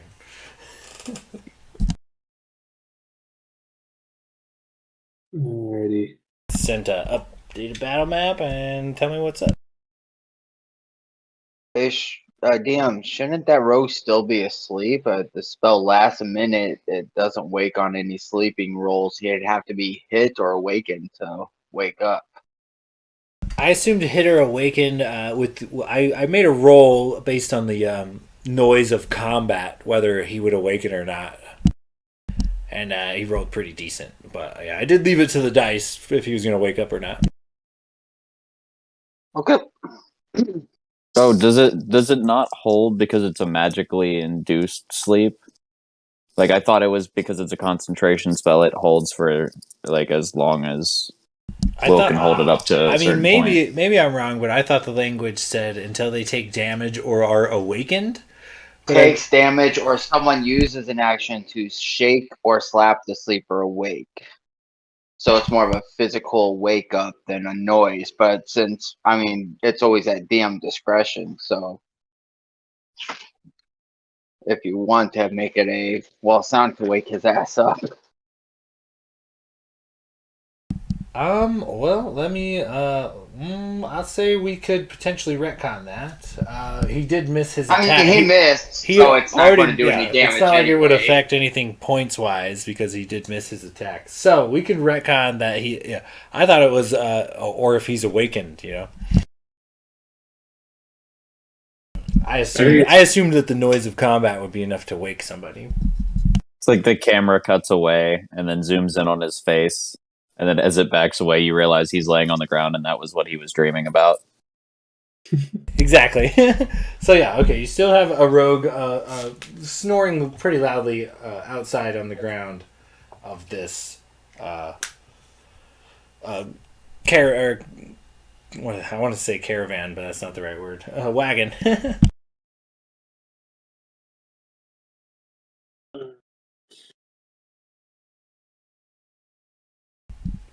Okay, so where were we at? Rogues just went, Gladier Is me. Sorry, Yeah, go ahead. I'm gonna take a swing at the rogue left directly in front of me. Okay, yeah. Go ahead and give me an attack roll. Nice little fancy twirl of my Kopesh over my shoulder, and then just take a fucking swing at him. 7 fucking dice. 14 to hit. Second 14. That'll hit for sure. Go ahead and roll some damage. D8 plus 5. I should have tried my shield down D10. Okay, my bad. 10 damage. You give him a good another mighty blow, and he reels back, clutching his wound and breathing heavily. He looks much worse for the wear. Let me check something really quick before I move on. You could always add like a smite to that. You know, a successful attack roll, you could tack a smite onto it and do extra damage. I don't think because the path I chose, I don't think I really have. I have channel divinities, but I don't think I have smite Ah, I see.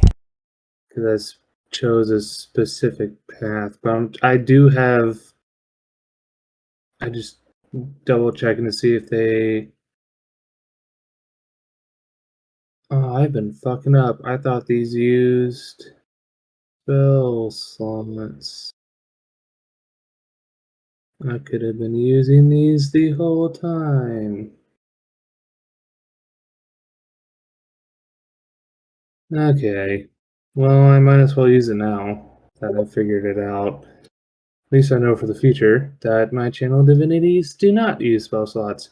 I'm going to use a Vow of Enmity as a bonus action. You can choose a creature you can see within 10 feet of you. Well, that's kind of pointless now. Whatever. Actually, wait, no, it's not pointless. So I'm going to use this on not the rogue I attacked, but the one to the right of Renwick. Okay. Is still, I think he's still like pretty good on health. He's taking a hit, but yeah. Yeah, so I'm going to use Vow of Enmity. So you choose a creature you can see within 10 feet of you. I believe he's within 10 feet. Yes, Yeah, within he 10 is. feet. And gain advantage on attack rolls against it for 1 minute or until it drops to 0 HP or falls unconscious. So I'm going to just take a swing at the rogue right in front of me and then just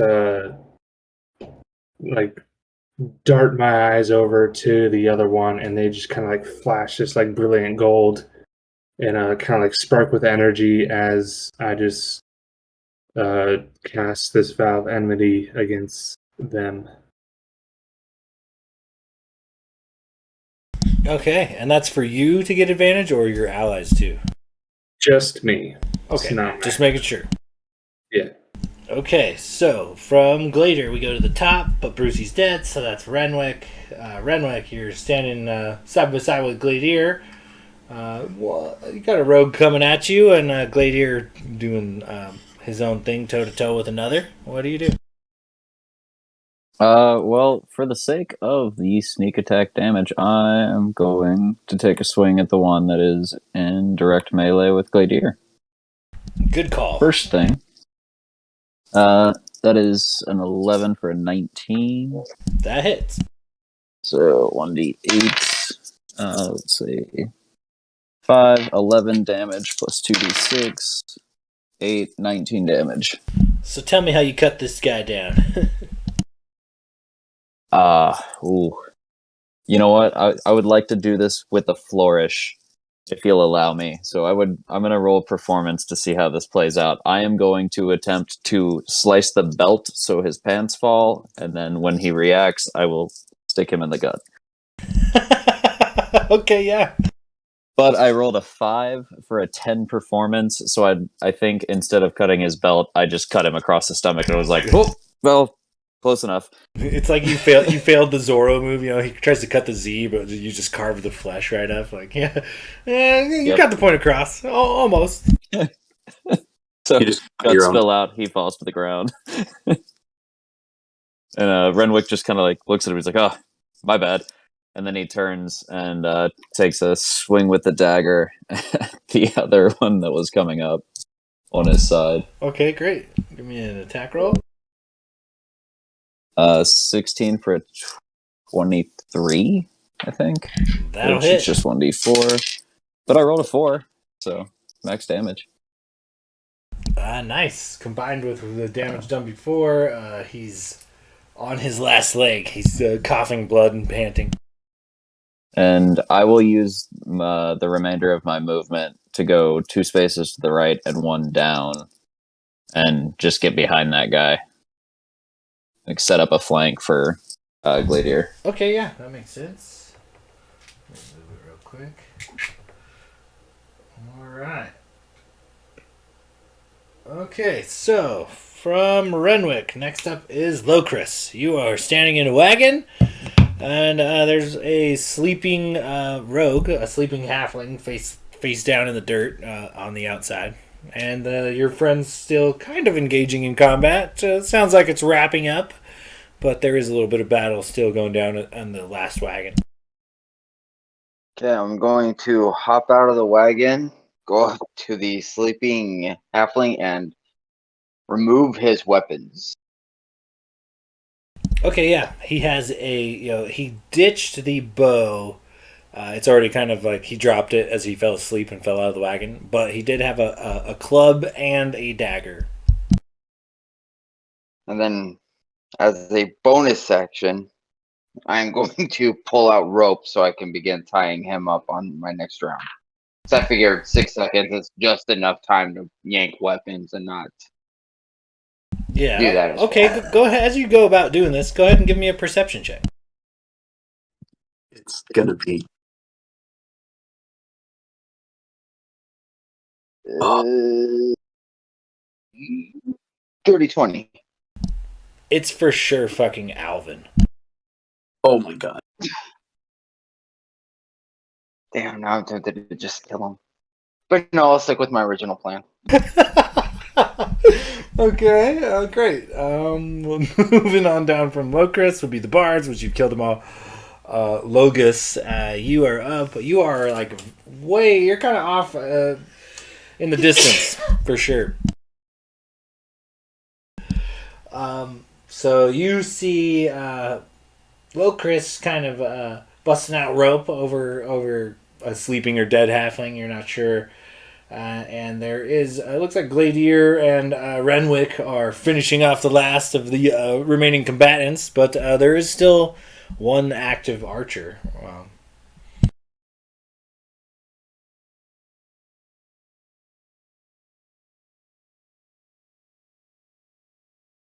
He must have ran out of ice.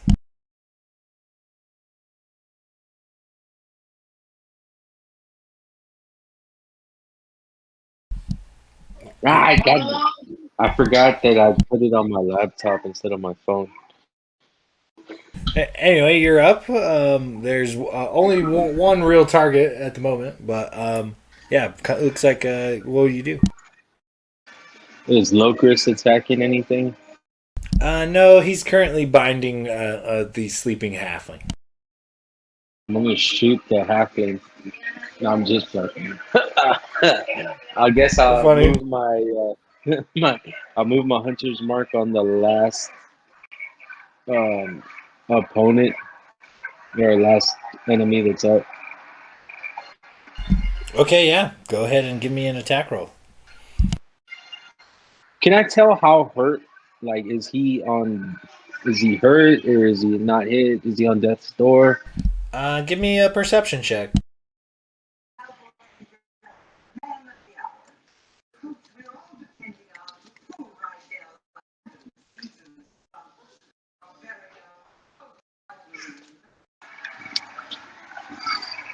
$15.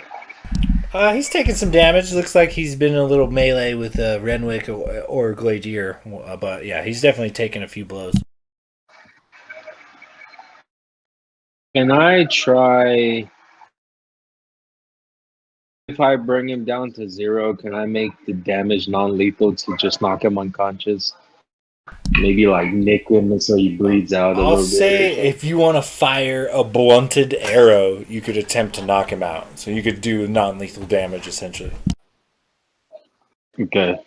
I don't have a blunted arrow, but So you're gonna have to you can like snap the tip off of an arrow and fire it and just kind of count it as a blunted weapon.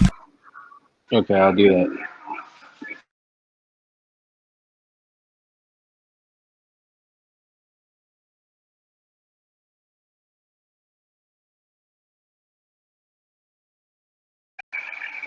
That's a 29 to hit. Okay, go ahead and roll damage.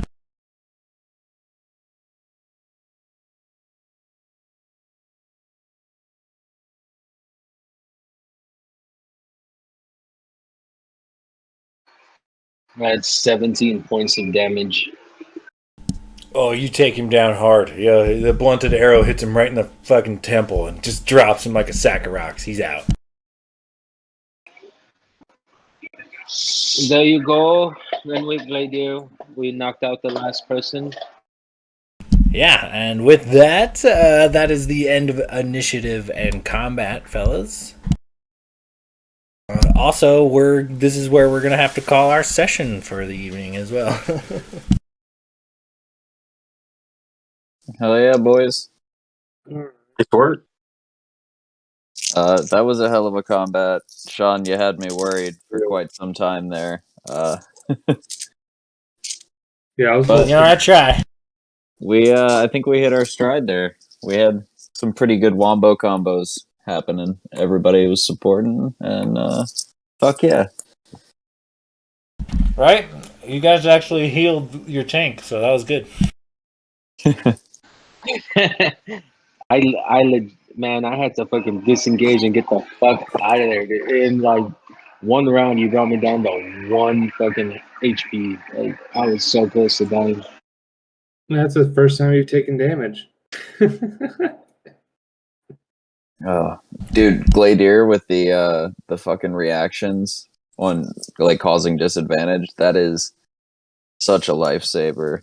John, thank you for being merciful in that last determining. I think I roll more crits than anybody else because I'm physically rolling more than anybody else. Like, you guys are just rolling your attack rolls. I'm rolling like 2 or 3 attack rolls for like a dozen dudes. So it's like, it feels weird to me when I roll like 4 or 5 critical hits, but I'm rolling like 10 times the dice you guys are too. So Yeah, you were like on a. Okay, I almost said it. Pun not intended, but like now it's intended because I'm gonna say it anyway. But you were on a roll tonight with the roll. I got a lot of like repeat rolls. Like I'd roll like a 12 and a 15, and then I'd roll that shit again for the next 2 dice. Like a 12 and a 15 and a 12 and a 15. It was weird. Yeah, you had me stressing over here. I was sweating a little bit. Hey, this is the first combat we've had so far that in the campaign, anyways. That I didn't actually take anybody under 0. So that you guys are progressing. Character growth, man. Yeah. I did not drop to 0 once. That's the key thing I want everyone to remember about this episode. I did not die, and there was combat. Renwick immediately stabs him. Those were his final words. You catch an arrow in the back from the darkness from Locust. the whole group just kicks you until you're unconscious and then heals you. This feels weird. We're just stomping on the dragon. Blade helped me a lot for sure, though. Blade was the main reason I stayed up. I got like 2 healing words from you, I think. Yeah, got a couple. Keeping Gladier on his feet works because he's like the aggro tank. You know, everybody wants to attack him, but when he's down, like the rest of the party is vulnerable. So it's like it helps to keep the main bad guy target up and running. You know. I am meat shield. I've accepted my role. Euro had a hell of a session, man. He had some good moves. Yeah. No, we're all. I think, like Dakota said, like I feel like we're all getting like it's. I mean, there's a learning curve with every new character you play, and I think we're all trying to like. We've started to figure it out and figure out how we can all like work good together. So I think it's coming too. All right, so I'll up the CR for everything else from here on out since you guys figured it out. No, dude, it's too stressful. It's fine the way it is. You're weak. Don't hurt us. All right, guys. Well, I'm gonna get out of here for the day, but go ahead and keep in touch on the socials and whatnot, and I'll talk to you guys in sometime between now and next week. Yeah. Is this a level up good. Sean? Not quite. Almost. Dang it. All right. We'll see you, man. All right, man. Take it easy, guys. Okay, Later, nice. guys. Thank you.